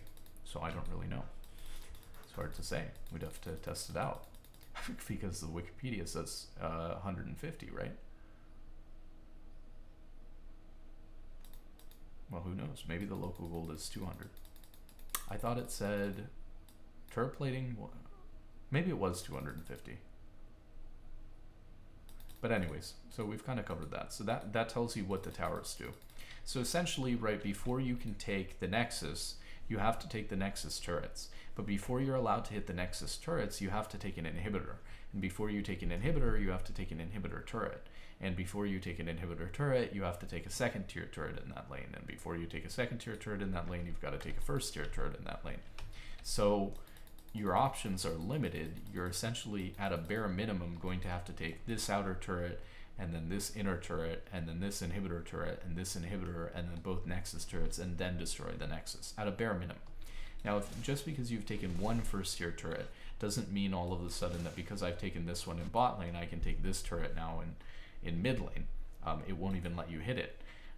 But this makes sense anyways, because you'd never be able to take this practically, because your minions wouldn't be able to get there if this turret is still here, and you'd be doing 66% reduced damage to it, right? So you've got to take, this turret, and then this turret, and then this turret, an inhibitor, and 2 turrets in the Nexus to be able to destroy the Nexus and win the game.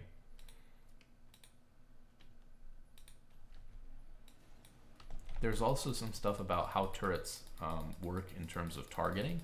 So for example, when minions come into your turret, you're going to want to know several things. How do I last hit minions that are coming into my turret with different amounts of HP so that I can properly get gold even when the enemy is winning the lane and forcing me under my turret? Which minions are going to get shot first by the turret so that I know in what order I need to hit them in so that I can kill them? And when do I get targeted as a champion by the turret so that I don't accidentally get bopped by the turret and die? So when the minions go into your turret, these melee minions, because of this passive that says that they take 45% of their health per turret shot, no matter what their stats are or how much damage the turret has or any of this, means that always throughout the whole game, if they come into your turret with full HP, it's going to take, so this one's full HP, it's going to hit it once, twice, then you would auto attack it and kill it. With these ranged ones, it's a little bit more complicated because they're nearly going to kill it in one hit. It'll take the turret 2 shots to kill it, but it won't usually get it low enough until you have a decent amount of attack damage that you'll be able to finish it off. So as a mid laner, generally what you're going to want to do is you're going to want to let the turret auto the melee minions twice, and then you're going to auto it once to finish it off. And then you're going to need to auto, and this can be difficult to do with the timing, you're going to need to, so you would let it hit it twice, auto, and then with the ranged minions, you're going to have to auto the ranged minion before the turret hits it, and then the turret will hit it, and then you'll auto it again after the turret hits it, and you'll be able to kill it. If they come in at unique HP values, like they're not full HP, which happens all the time, you just honestly have to do your best to know, okay, it's missing about this much, I do about this much with my auto attacks, and it's just kind of a thing that you learn over time by playing the game. You'll get a feel for, okay, this is gonna, you know, like I could tell you, like right now, one turret shot would kill this, right? So I need to auto that right away. Like this could survive a turret shot, but then I'd need to auto it twice in order to kill it. You know, this minion is too low, it would just get insta-killed by the turret, and sometimes you're just not able to get them because, you know, it's weird HP value, and, you know, if you autoed it, you'd have to auto it like 3 times or something like that and the turret would have to hit it once, and in those cases, usually you try to throw an ability at it without messing up the rest of the minions, something like that. And you just get a feel for that over the course of time. Anything else? Oh, how do turrets target select? So they actually pick which minions they're going to hit first based on a couple of things. They're always going to target the first thing that comes into them. So if you walk into the turret before your minions are there, it'll obviously start hitting you first. Even if your minions are next to you or follow up, you know, a second after you, you have to let your minions walk into the turret first so that it starts hitting your minions. In the same sort of way, when it kills a minion, and we can see this here, it's going to hit this first minion first, right? But now it's going to hit the cannon minion, even though this one's closer, because it prioritizes a certain set of minions based on how tanky they are. So it's going to target the tanky minions first. And so if first off, it's going to target, and we haven't really learned about this yet, but if certain champions have abilities like pets and stuff like that, little voidlings and things, it'll target those unnatural things first, the non-minion things first. And so the turret will try to hit those things first, like a Zyra plant. It'll try to hit the Zyra plant first as soon as it's done with the target that it's already on. So maybe a minion will walk in first, it'll kill that minion, then it'll switch to the Zyra plants in order of priority, then it'll switch to a cannon minion, then it'll switch to a melee minion, then it'll switch to a ranged minion. But amongst those different types, it'll try to prioritize the ones that are closest to the turret, and that's going to be coming from, if you look at this staff, it's going to be coming from a spot on this staff here, and so it's not in the middle of the turret or anything like that. It's kind of coming from this staff, which can be on one side of the turret or another. So on this case with this turret, it's going to be targeting it from right here, and in this turret, it's going to be targeting it from right here. And in mid lane, it's going to be targeting it from right here. So sometimes if minions are lined up like this and they come into the turret and they're lined up in a little row in front of it, it can be hard to tell, you know, whether it's going to target the left one or the right one first. And it may look like this minion is slightly further ahead than this minion, but if they were right next to the turret, the fact that that minion on the left was to the left and this staff is to the left, whereas that one was to the right, may think of that left one as closer. And so that's a little bit confusing as well, but you just get a feel for it, and then you'll be able to last hit minions under turret eventually with practice, no problem. As far as targeting champions, right, obviously if you walk into the enemy turret on your own without any minions, it'll start hitting you. If you do any sort of damage to an enemy champion, while you're in the range of the enemy turret, it'll start hitting you. Even if you're not hitting them then, so for example, you can put ignite on someone and it burns them over 5 seconds. Well, if you ignite an enemy champion, you know, I'm not hitting them now, but because I'm doing damage to them, if I walked into the turret, well, I guess that's not a great example because I don't have minions here, so obviously I would get hit for walking into this turret alone anyways. But even if you have minions, sometimes people forget when they have poison or damage over time abilities, like on Teemo E or on Ignite, that, you know, even if you ignite and then walk out of their turret range and you have minions there, if you walk back in while they're still getting hit by Ignite or poison or something like that, the turret will start shooting you kind of out of nowhere, even though you didn't attack them this time.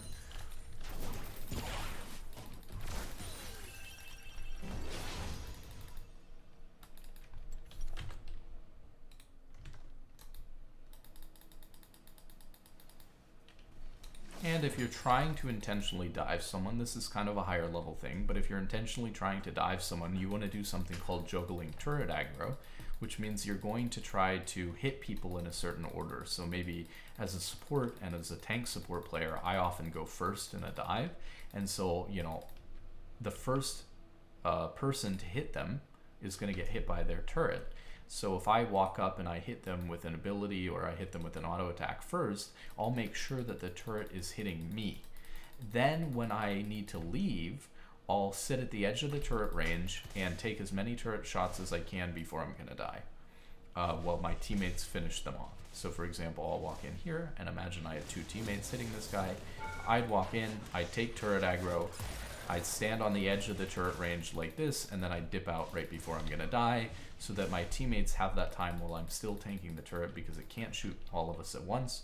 So they'd have that extra time while I'm still tanking the turret, and then they're going to be hitting that guy. And then this is important for them, or for you, even if someone else started tanking, you need to pay attention to when your teammate is about to leave the turret aggro, because when your teammate leaves, or has to leave, right, because I would have died if I took another shot, when they leave, the turret's going to switch to one of you two, and it's not going to switch back to the minions, because their champion's getting dove and killed.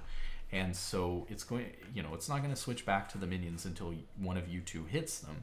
It's going to target the champion that's closest, the enemy champion that's closest to the turret. So if you're over here, right, you're going to get hit by the turret next.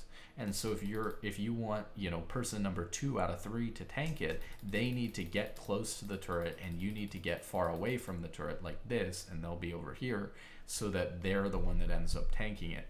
Otherwise, you'll accidentally juggle the aggro wrong, and the aggro will, you know, the turret's aggression will juggle onto you, but you have no HP, and then you die. And so you need to be cautious of that and keep that in mind. But that's, you know, something that's a little bit complicated that you have to do with multiple people at a higher level when you're tower diving.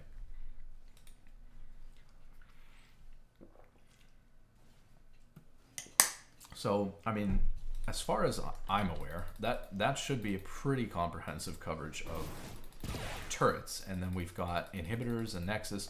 Nexus is fairly straightforward, right? And maybe we can speed this up or something like that and take some of these turrets so that we can kind of see. Your team has destroyed a turret. Your team has destroyed a turret. So that we can kind of reveal the inhibitors and the Nexus, which we're going to talk about next. Your team has destroyed a turret. Your team has destroyed. Maybe I should get rid of this target dummy. It's kind of blocking things up over here. An Oh, and I crashed the game. Well, I mean, there's not much to say about the Nexus. It's got a certain amount of HP, and when you kill it, you know, you win the game. And you don't want yours to die, obviously. It'll regen some HP. Should say turrets don't regenerate HP. Yeah, it just crashed, I guess. Turrets don't regenerate HP if they're the outer layer of turrets or the inner layer of turrets. Those first 2 rows that are outside of the walled base, they don't regenerate HP, but turrets within the base will regenerate HP. Inhibitors will regenerate HP after they're damaged, and the Nexus will regenerate HP. Let's see if we can hop back in and try to actually show this.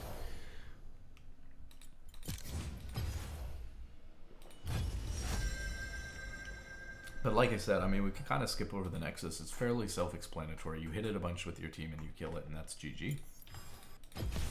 Inhibitors are interesting because when you kill an inhibitor, a special type called super minions start spawning, which are much bigger, stronger, tankier than the cannon minions.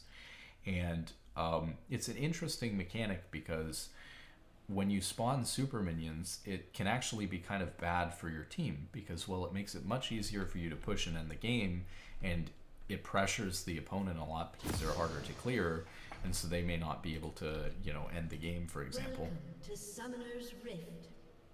Minions have spawned. 30 seconds until minions spawn. Not really sure why it does such a bad job of fast forwarding. It's like it throws all of the minions in the middle, but it doesn't actually simulate them killing each other yet. So it's kind of crazy. But I mean, we should have enough minions here that if I get out here and I start pushing things, we'll get to those other turrets. So what was I saying? So super minion spawning is a good thing because it makes it much easier for your minions to push. This is kind of nuts. It makes it much easier for you to be able to push and pressure them so that you can get other objectives like Baron and things like that where they're, stuck clearing minions in their base. However, because of that spawning that extra minion, and remember, your minions are their source of gold, you actually give them an extra 90 gold every... I don't know why their minions are so much better than mine. This is kind of... I mean, who designed this game?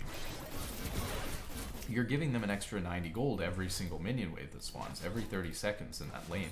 So if you do not take advantage of having that inhibitor down and having that extra pressure to get 90 gold worth of stuff every second, or every 30 seconds, not every second, excuse me. If you don't take that much advantage of it, it's actually really bad to take an inhibitor, right? But on the other hand, you can't take Nexus turrets without taking an inhibitor, so you need to be able to take an inhibitor to open up the gates to get to a Nexus turret to be able to win the game. There's an interesting mechanic, which makes it quite hard to lose if you take 3 inhibitors. When you take 3 inhibitors, rather than 1 super minion spawning every wave, 2 super minions will spawn in every wave, but only if you have 3. So even if you get 2, it'll still just be in those lanes. 1 super minion will spawn every wave, in mid lane and top lane if you've taken their mid and top inhibitor. But if you take the bottom one, then 2 super minions would spawn in every single lane. And that's pretty much how inhibitors work. So really the only things that are left is you have to understand the neutral objectives on the map, the dragons, the Rift Heralds, the Barons, and you've got to understand that there are different champions in the game with completely different sets of abilities. Like I said, that I'm not going to get into depth in covering here because there's so many different champions with so many different abilities that they're going to be different every game, and it's not kind of the same generic static stuff as we're talking about here that's the same every game. You've got summoner spells that you can take, which are kind of like abilities as well, but everyone can take different summoner spells, take the same summoner spells, choose these things to go with their character. So think about these as like 2 abilities that you get to bring with your character that you choose before the game starts. And there's, a handful of summoner spells that you can take, and you memorize them just like abilities. But they do some interesting, unique stuff too that people, even again at a higher level, sometimes forget about. Like sometimes people forget about Ignite, granting vision of the person that you ignite and things like that. Or Heal grants a debuff that makes using another heal on you not work. Ghost was recently changed so that when you get a kill or an assist with Ghost, it refreshes the duration of the speed up. And teleport was changed so that you can only teleport to your turrets for the first 14 minutes of the game, and then after that now you can teleport to these wards and things like that. So let's get into the Dragon, Baron, Rift Herald, and then we'll talk about mini-map, right, vision, and plants, and then that'll wrap up this one. And hopefully that'll be quite the comprehensive guide to the basics of the game. So really, to look at the dragons, we're going to want to take a look at the Wikipedia again.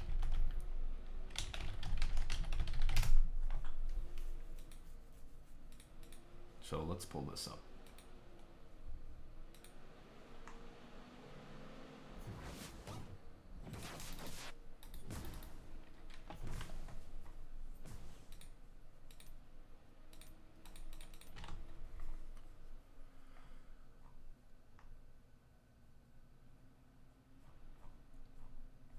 Understand what we're looking at here. Is this like lore dragons? Can we get like, the buffs?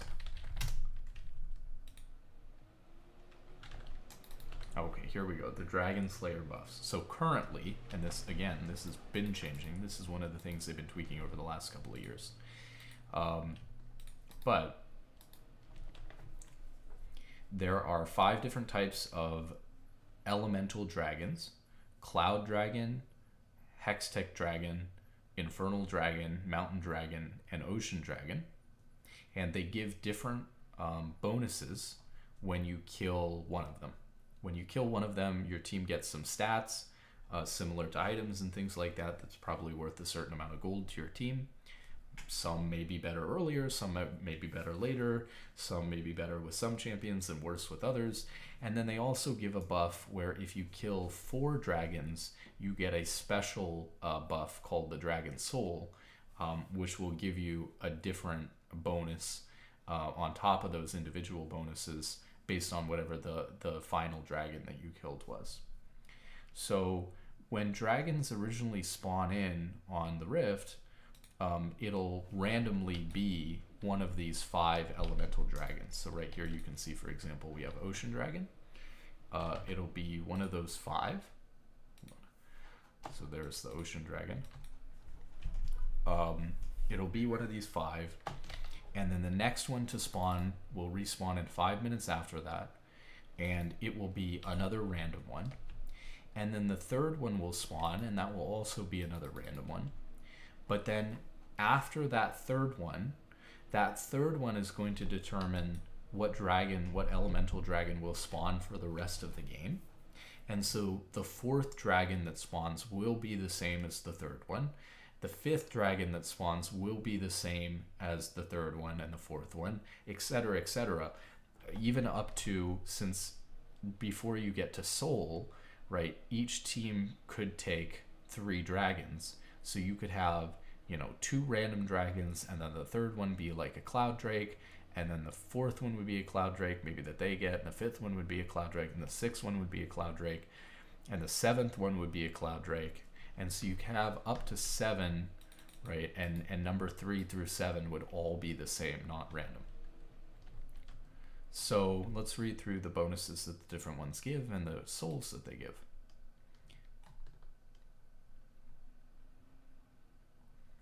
So here we go. If you kill a Cloud Drake, you gain 3.5, and this is these lines here dividing if you have 1 Cloud Drake or 2 Cloud Drakes or 3 Cloud Drakes or 4 Cloud Drakes, but you get 3.5. It's the same for everyone.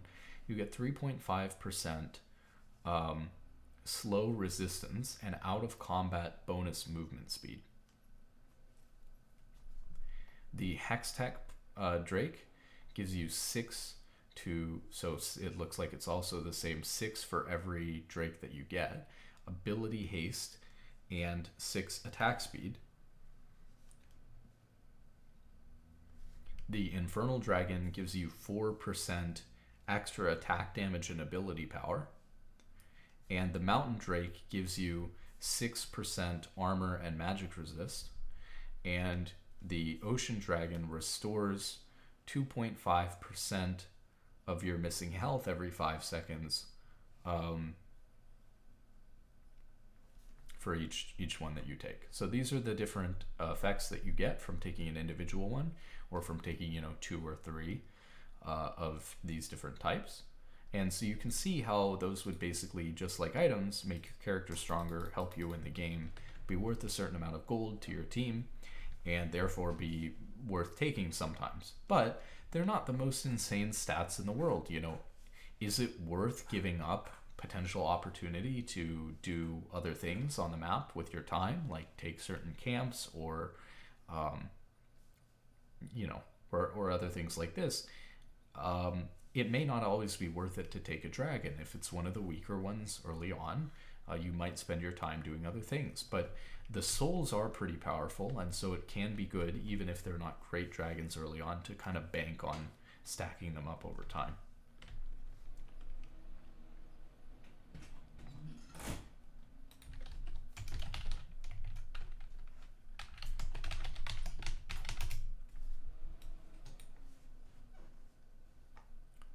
So let's see what the dragon souls are.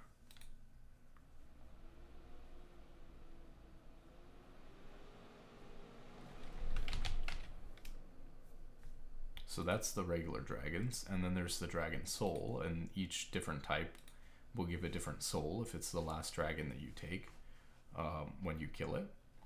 The cloud dragon soul gives your team 10% bonus movement speed, which is increased to 60% for 6 seconds after you use your ultimate ability, which is your R.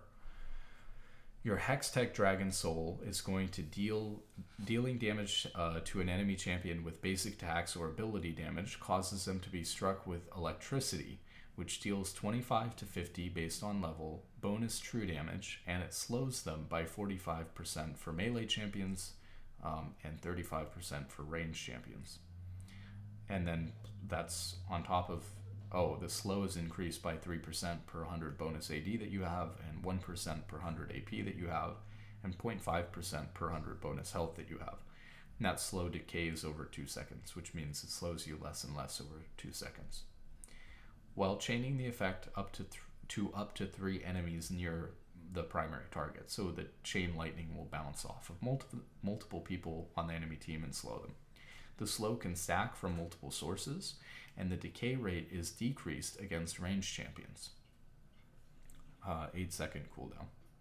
The Infernal Dragon Soul, damaging basic attacks and abilities, trigger an explosion around the target, dealing 80 damage plus 22.5% of your bonus attack damage, 13.5% of your ability power, and 2.75% of your bonus health as adaptive damage, which means depending on whether you're mostly AP or mostly AD, it'll do that type of damage to the target and nearby enemies on a 3-second cooldown.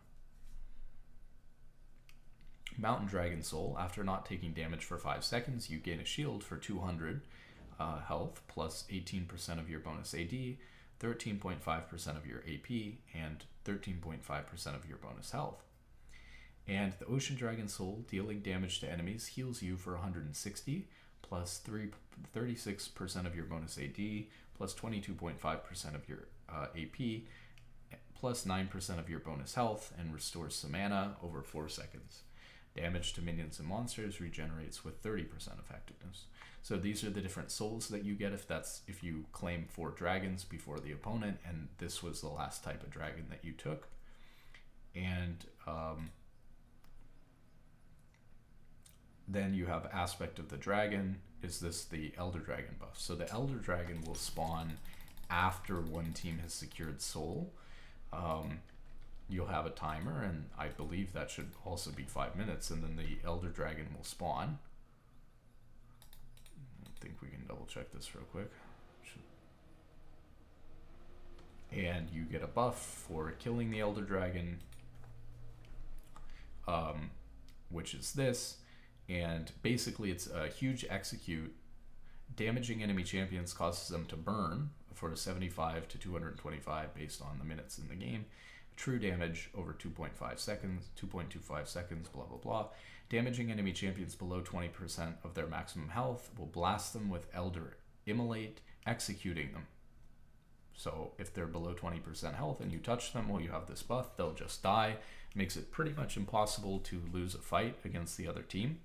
And so if the game goes later on and you get Infernal Dragon and then you force a fight with the other team, you'll pretty much always win and then be able to end the game. So this is pretty much what's going on with Dragon. If we hop back in game real quick, there's a few basic things, which is that dragons will hit you with an attack when they're auto-attacking you, basically. Although, and this is a little bit confusing, the dragon's attack that they're shooting over and over again, like a basic attack at you, actually counts as a spell. So certain abilities like Sivir E, Spell Shield will actually block getting hit by the dragon. And different dragons, depending on which one they are, will do different things to you. So for example, if I get hit by the Ocean Dragon, it will slow me with its auto attack, which we'll see in a second here. The Cloud Drake will attack faster, so it'll attack quite quickly. To be honest, for the other ones, I'm not exactly sure what they do. I think the Mountain Drake, probably the Infernal Drake does more damage, but I'm not 100% sure on that. I'm just assuming that's what it is. That would make the most sense. The Mountain Drake hits in an area of effect, whereas I know the Ocean and the Cloud cannot hit you, cannot hit multiple people, but maybe the Infernal Dragon also just hits multiple people. I'm not 100% sure. And then the, what is it, the Hextech Dragon? Yeah, again, I'm not really sure what the Hextech Dragon does when it attacks you either. Most basic thing is when you first hit the dragon, and I think we saw this, is that it'll knock you away. And that's pretty much it. So you'll find that when you're fighting Baron and Rift Herald and Dragons, it'll knock me away here. They have some properties to them that are useful to know, so you know what you're getting yourself into, what kind of situation you're in. And it's a good point actually that the fact that I don't know what the different dragon auto attacks do, and that Baron has like a whole set of abilities, and we're not really sure exactly what all of them do. Even as a veteran player or a high-level player, it again proves 2 points. One, there's always more to learn about the game, and even something like this, which is fairly simple and on simple topics, runs into all different things with spell vamp and how ability haste works now and things like that, and champions having a base attack speed that their percentage is multiplied on and things like that, that maybe you wouldn't think of or know about or remember if you're even a veteran player. But also that you can get very good at the game without knowing all these nuances, but they can help you, and it is important to know. So let's see what the different dragon auto attacks do. This might be hard to find, actually.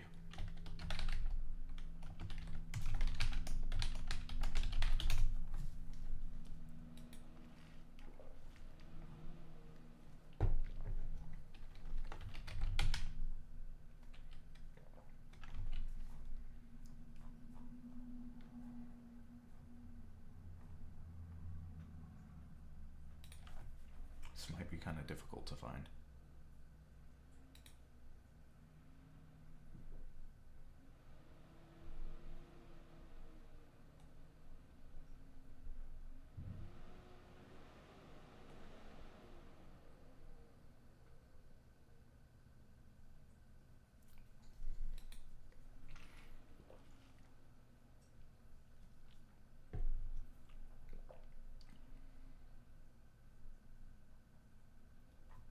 Yeah, to be 100% honest with you, unless it's buried somewhere in the Wikipedia we were already looking at, I can't even find the information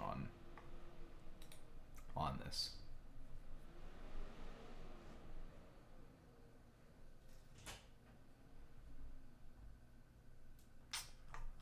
So let's take a look at the Baron.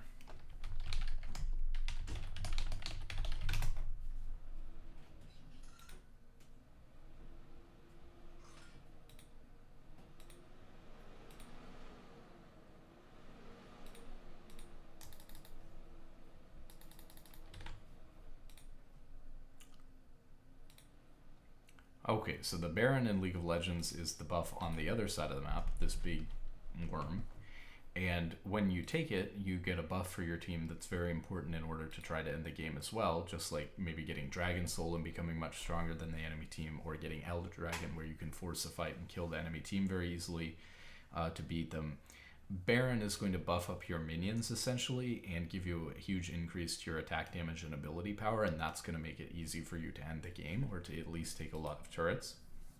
So killing Baron Nashor grants you the Hand of Baron.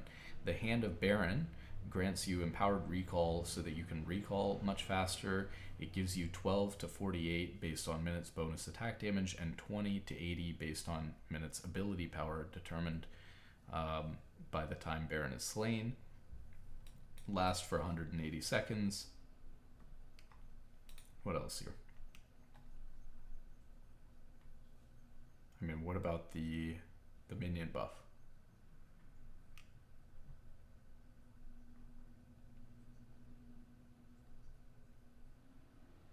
Okay, here we go, the empowered minions.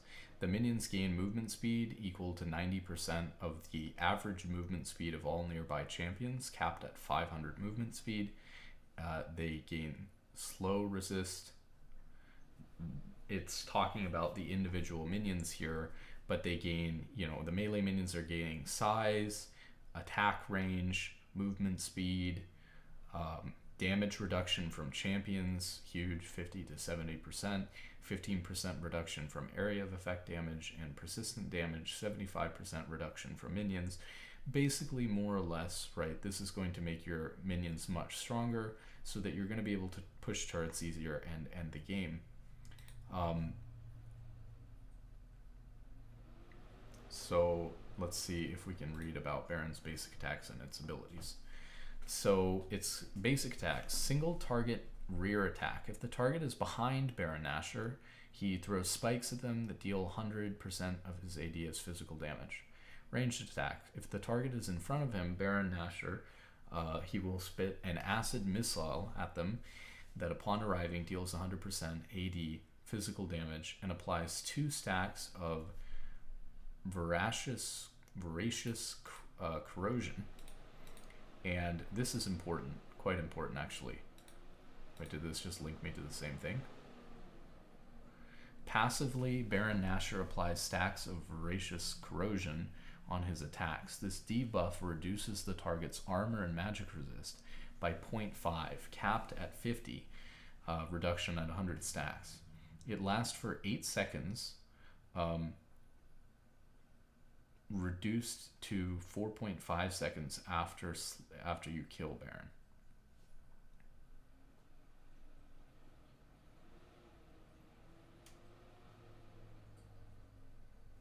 It applies 2 stacks on his ranged attack and 1 stack with the Void Corruption effect, which prioritizes champion units with the least amount of voracious corrosion stacks.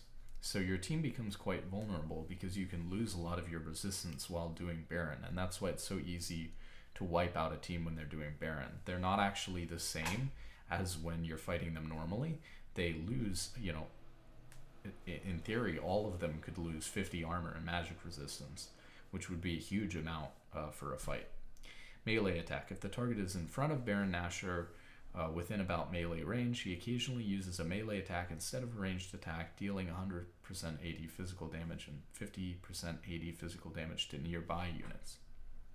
Passive. Presence of the Baron. While Baron Nashor is alive, all obstructing champions, pets, and wards that are on top of him are pushed to a location in front of him. Additionally, he's immune to ghosting effects that allow you to walk through things like units and minions. Ghosted units cannot pass through the Baron. Upon spawning in pit, Baron Nashor knocks back all units, just like the dragon, that are within his collision radius. And debuff immunity, Baron Nashor is immune to all crowd control effects except stasis. Baron Nashor's stats cannot be modified by any means. Baron Nashor takes 50% reduced damage from the unit that is most recently it has most recently attacked for 8 seconds. So this is quite important. If you're playing the type of champion on your team like an AD carry that's going to be shredding the Baron and doing most of the damage to it, if you let Baron attack you, you'll do 50% reduced damage to it for the next 8 seconds, which will make your whole team take Baron a lot slower. Like, that's nearly going to make your whole team take it 50% slower, you know. Maybe you'll take it 35% slower or something like that because your AD carry is doing 50% reduced damage to it. So when you're in a situation where you're looking to take Baron, do not just walk up as the champion, you know, like a Yi who has a lot of damage, or a Jax, or, you know, maybe even easier for those champions to accidentally do it than an AD carry. But there are plenty of champions, if you're going to be able to shred Baron and do a lot of damage to it, let somebody else, especially the support, be the one that's in the front to tank it.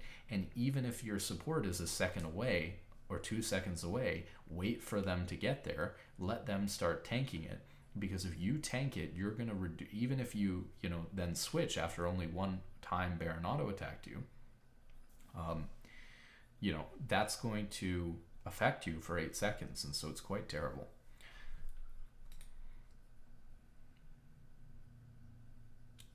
And it's going to reduce your armor and magic resist, we talked about.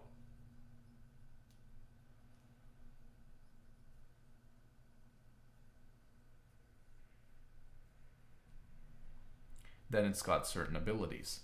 It can activate an ability once every 6 basic attacks that it throws. Baron's first ability will be random, however, all abilities after the first can be predicted because its ability rotation is cyclical. It does an acid pool, an acid shot, a tentacle knockup, an acid pool. If there are more units behind Baron Nashor than in front of him, he'll activate the area of effect rear attack instead. So the acid pool, after winding up for 2 seconds, he spits out 3 pools of acid in a cone in front of him.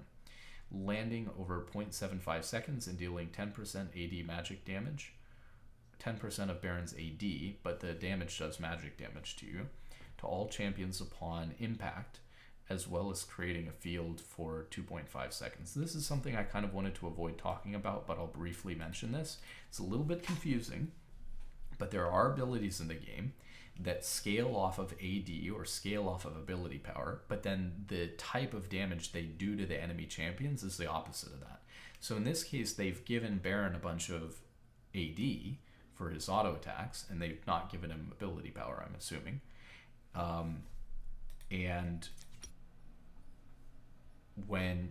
But some of his abilities do magic damage to you.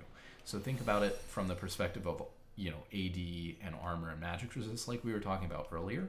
Sometimes, even though the enemy champion is building AD, they'll do magic damage to you with their abilities, even though those abilities, they do more damage the more attack damage that they have, but magic resist is the type of resistance that blocks that type of damage because the ability outputs magic damage.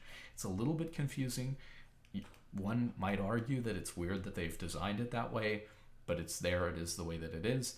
And it means that you have to be aware, okay, certain champions like Quirky are building AD, but their auto attacks do magic damage because of a passive even.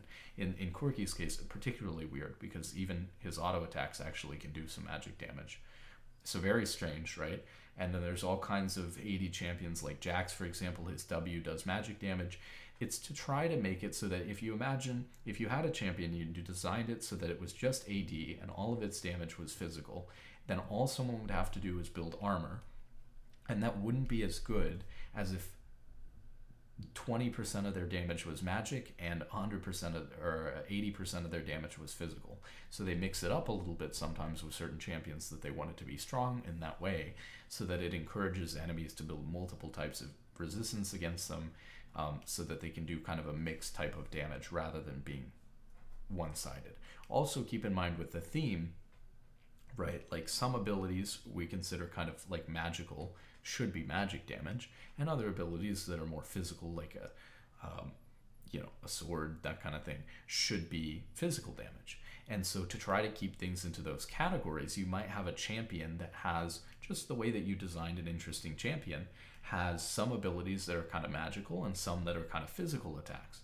Well, you'd want to make the physical attacks do physical damage and the magical attacks do magic damage. But the champion can't build both AP and AD in most cases, so you give them, they all scale off of AD or they all scale off of AP, but some of them do physical damage or some of them do magic damage. So I was trying to avoid that because it's a little bit of a confusing subject, but Baron's brought it up here. Creates a slow field. So this, it'll shoot out the acid pool, and this is the last one that it does. Oh, it does it. It'll do the first one randomly, but this is like the first one in the rotation is the acid pool. Then there's acid shot. After winding up for 2 seconds, Baron Nashor spits acid down along a straight line. This is the one that kind of looks like a rectangle. Over 2 seconds, dealing 20% of its AD as magic damage to all units that it hits.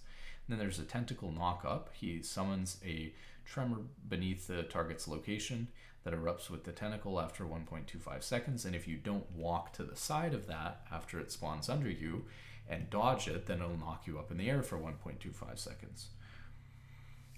And then there's the area of effect rear attack, where Baron will shoot spikes out the back. They wanted to make it more difficult for people to be able to sneak it by getting into the Baron pit over the wall and then starting it from behind it and then doing it from behind. And so to make that a little bit more difficult, they have these 50% AD physical damage spikes that are shooting out of the back, and it stuns them for half a second. Right, you can use these things to your advantage, and this is something that actually will be helpful for me. I know that these abilities exist and I know what they are, but I don't know exactly what they do, and now I can know, okay, if I see that Baron just used the knock-up on them, it's going to shoot the acid pool next, which are the 3 green circles it puts out in front of it that slow people. So if I'm looking to contest Baron, I might wait until the knock-up happens and then fight them, or I might wait until the acid pool happens and they're slowed and then go in to fight them when the acid pool is on them. so that it's harder for them to run away, that kind of thing. And so you can play around that, and a lot of people don't pay attention to what these specific abilities are. So this is another, interesting learning point. So that pretty much covers Baron, right? And you can imagine, so that essentially what League of Legends is all about, as I've been saying, is you have these different champions that you pick. You find a champion that you really enjoy playing, that you can play a lot over and over again, in a role that you enjoy playing, and that's good for that champion. And then you get into a game, and you have certain stats on your champion, and your champion likes some stats, it doesn't like other stats. Some stats are really good on your champion, some stats don't do anything or much for your champion at all. And then you build items and you get dragons by getting gold and by getting XP and leveling up your abilities and getting stats when you level up. And you create a stronger and stronger character, hopefully stronger than the enemy team. You beat them in a fight with all the advantages that you have. You're able to take their turrets, take their inhibitor, take their nexus, and win the game. And there are a lot of nuances to that. Final thing that I'll say is that you've got these last two concepts. You've got vision. We'll hop into a game here again. You've got vision. So you may have noticed on the map there are some things that we can see and some things that are dark. And there are also plants, which aren't super new, but are a newish addition to the game. And there's 3 different types of plants. One plant, you break it, put some little fruit on the ground, and you can walk over that, and it gives you some health and mana back. There's a blast cone plant that you can take, and it'll, you'll stand on top of it, and you'll auto it, and it'll launch you in the direction that you're standing on top of it. And there are vision plants, where you break those, and then they shoot a vision cone across the map, and you can see enemy wards to kill them. So to talk about vision here, like I said, basically your team can't see everything that's going on the whole map. You can see, and you can kind of see it here, there's even dark areas in between your turrets here. Your turrets give vision, your champion gives vision, your minions will give vision, your teammates will give you vision, right? And then you can put like wards down. So for example, I can put this ward down here, and now that'll give me vision in this area. So if I'm playing bot lane and I don't want to get attacked from someone randomly coming out of the river behind me, I can put these wards down, and now I can see what's going on. And you can also destroy enemy wards. And so there's 2 different types of wards. There's these regular wards, and then there's these control wards. Control wards will not only give you vision like a normal ward, but they'll also reveal enemy wards. So if there was an enemy ward in this bush, I'd be able to auto attack that ward. You can see this one has 4 health, so if I autoed it 4 times it would die. This one has 3 health, so if I autoed it 3 times it would die. The control wards last forever, and these wards last a fixed duration, which you can see counting down here.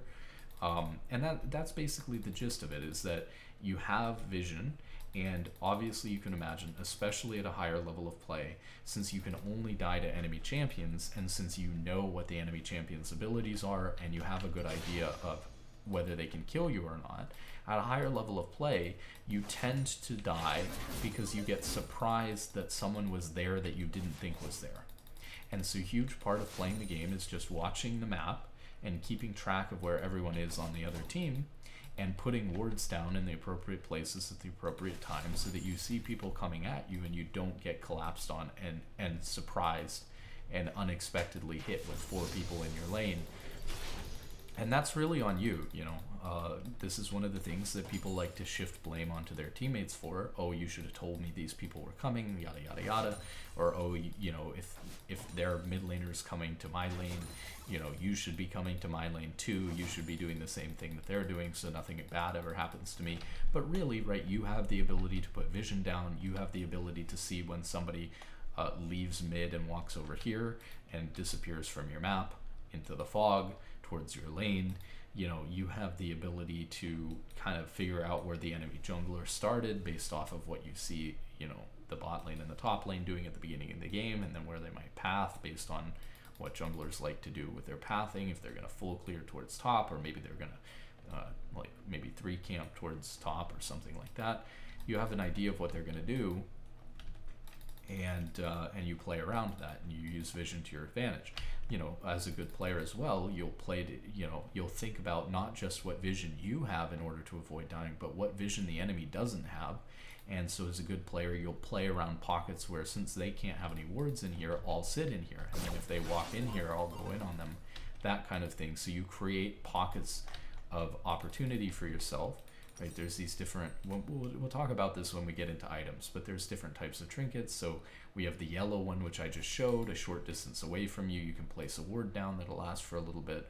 You've got a sweeper, right, which will allow you, it'll last for, you know, some time around you, probably what, like 8 seconds, 10 seconds, and it'll, as you walk around, it'll reveal wards around you when you use it, and then you can kill those wards, and so you can clear out a pocket of vision for yourself here, and then when the enemies come in and you know they don't have it warded, you know, boom, you hit them with your abilities, you hit them with your crowd control, you auto them, you try to get your team to come make a play, and that's basically a lot of what getting an advantage is, especially at a higher level, is abusing lack of information, because they're not stupid and they know what champions can do. So most of the time, and I will say they're more stupid than you think that they are, we make mistakes all the time or underestimate what other champions can do, even though we're supposed to know. But at a higher level of play, right, you're only going to kill people, in theory, hopefully, if they're good, you're only going to kill people when you really surprise them with a numbers advantage and catch them off guard. And so a big part of the game is keeping control of this vision and watching where enemy champions are on the other team.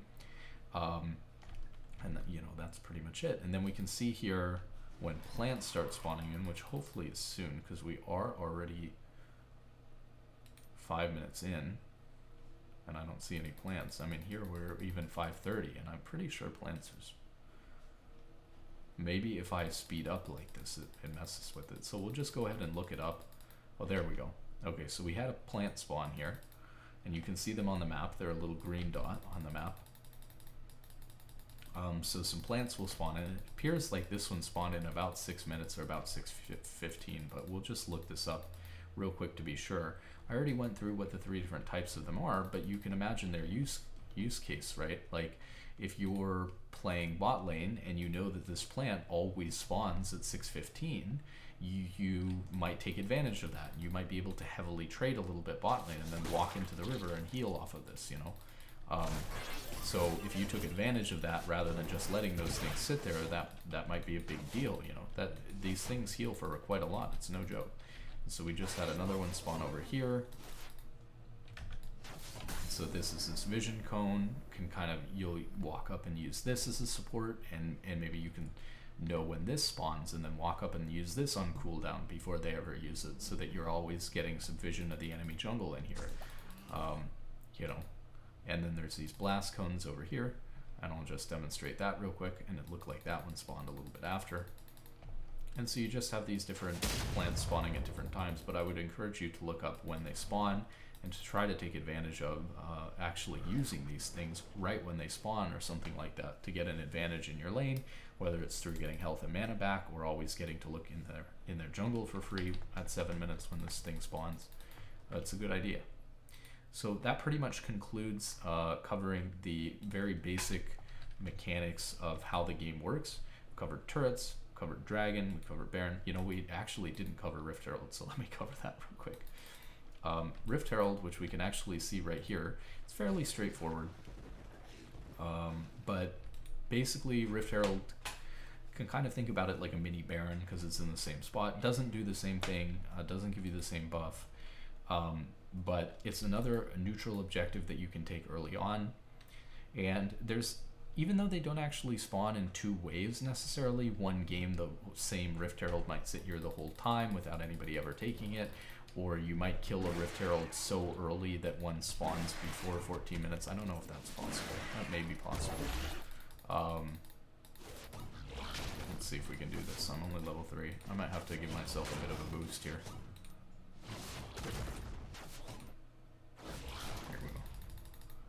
My HP automatically refreshing, I should be able to take it. So you can see there's a couple of things. When you first hit Baron, it charges in the direction that you are, and it'll knock you out of the way and do damage to you, so you want to hit it at first and then step to the side. an eye opens up, a pink eye opens up behind the Rift Herald, and if you hit that with your auto attack, it'll do a bunch of extra damage to it. So you keep autoing it, you wait for the eye to open, and then just like Baron having, you know, abilities, one thing it'll hit you with is a slash like this, and if we walk to the side like I just did, I didn't take any damage from the slash. So when you see it charging up to do that big slash, hopefully we'll see it again, rather than just standing there and taking it, you can actually just dodge that.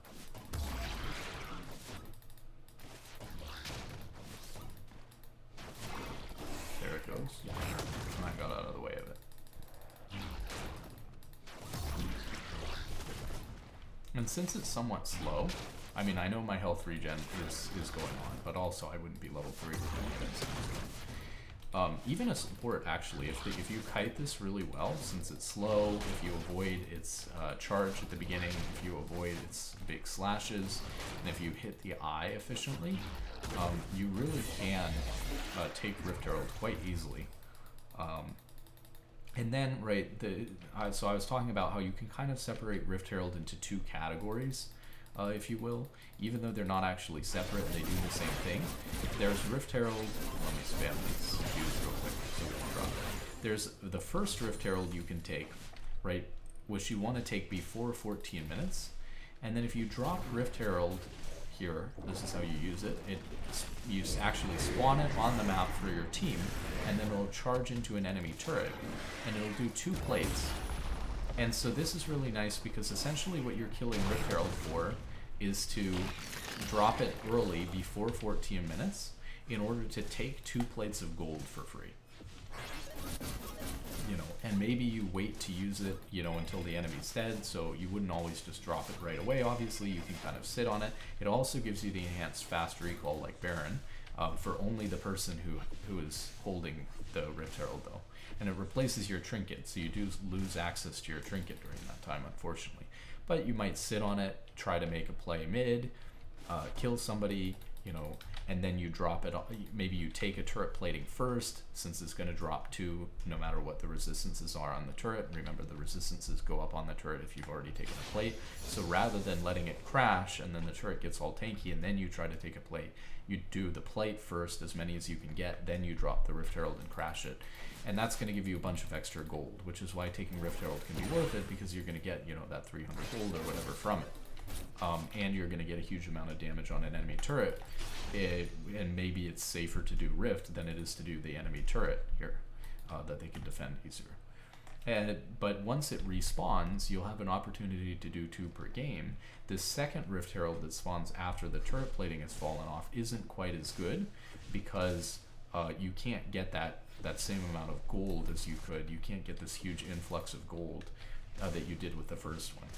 But there's also no turret plating, so on the other hand, while you can't get this first influx of gold, you can maybe push multiple turrets with the second one and really do some damage to the enemy team's infrastructure by taking a bunch of turrets. But also keep in mind, just like Dragon and anything else, that you're only getting 300 gold from taking the 2 plates with Rift Herald, even on a well-timed, well-used first one. And, you know, Dragon's only giving you, you know, like a Hextech Dragon, right? On its own, one of those is only giving you 6% attack speed and 6% ability haste to all your champions. So how much gold is that actually worth, you know? You might actually be better off in a lot of cases, especially because these things fight you back and will do a bunch of damage to you, and then you might have to recall. These things might be a minute time investment in order to do them. And so it may be that you could get a better use of your time out of doing something else. So the neutral objectives aren't the be-all end-all. You have to have a balance between, I know what these neutral objectives are and what they do, and sometimes they're really worth it to take it or to fight over.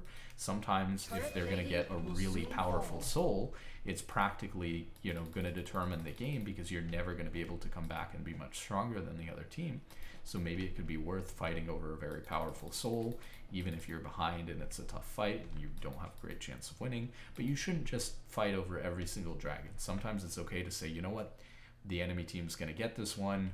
It's not worth that much. It's worth 6% attack speed on everybody. We don't need to all go kill ourselves, because if your whole team dies, 300 gold plus the assist, so 450 gold on every single one of your champions dying. 450 gold times 5. I mean, that's way more value than they would ever get from taking any dragon.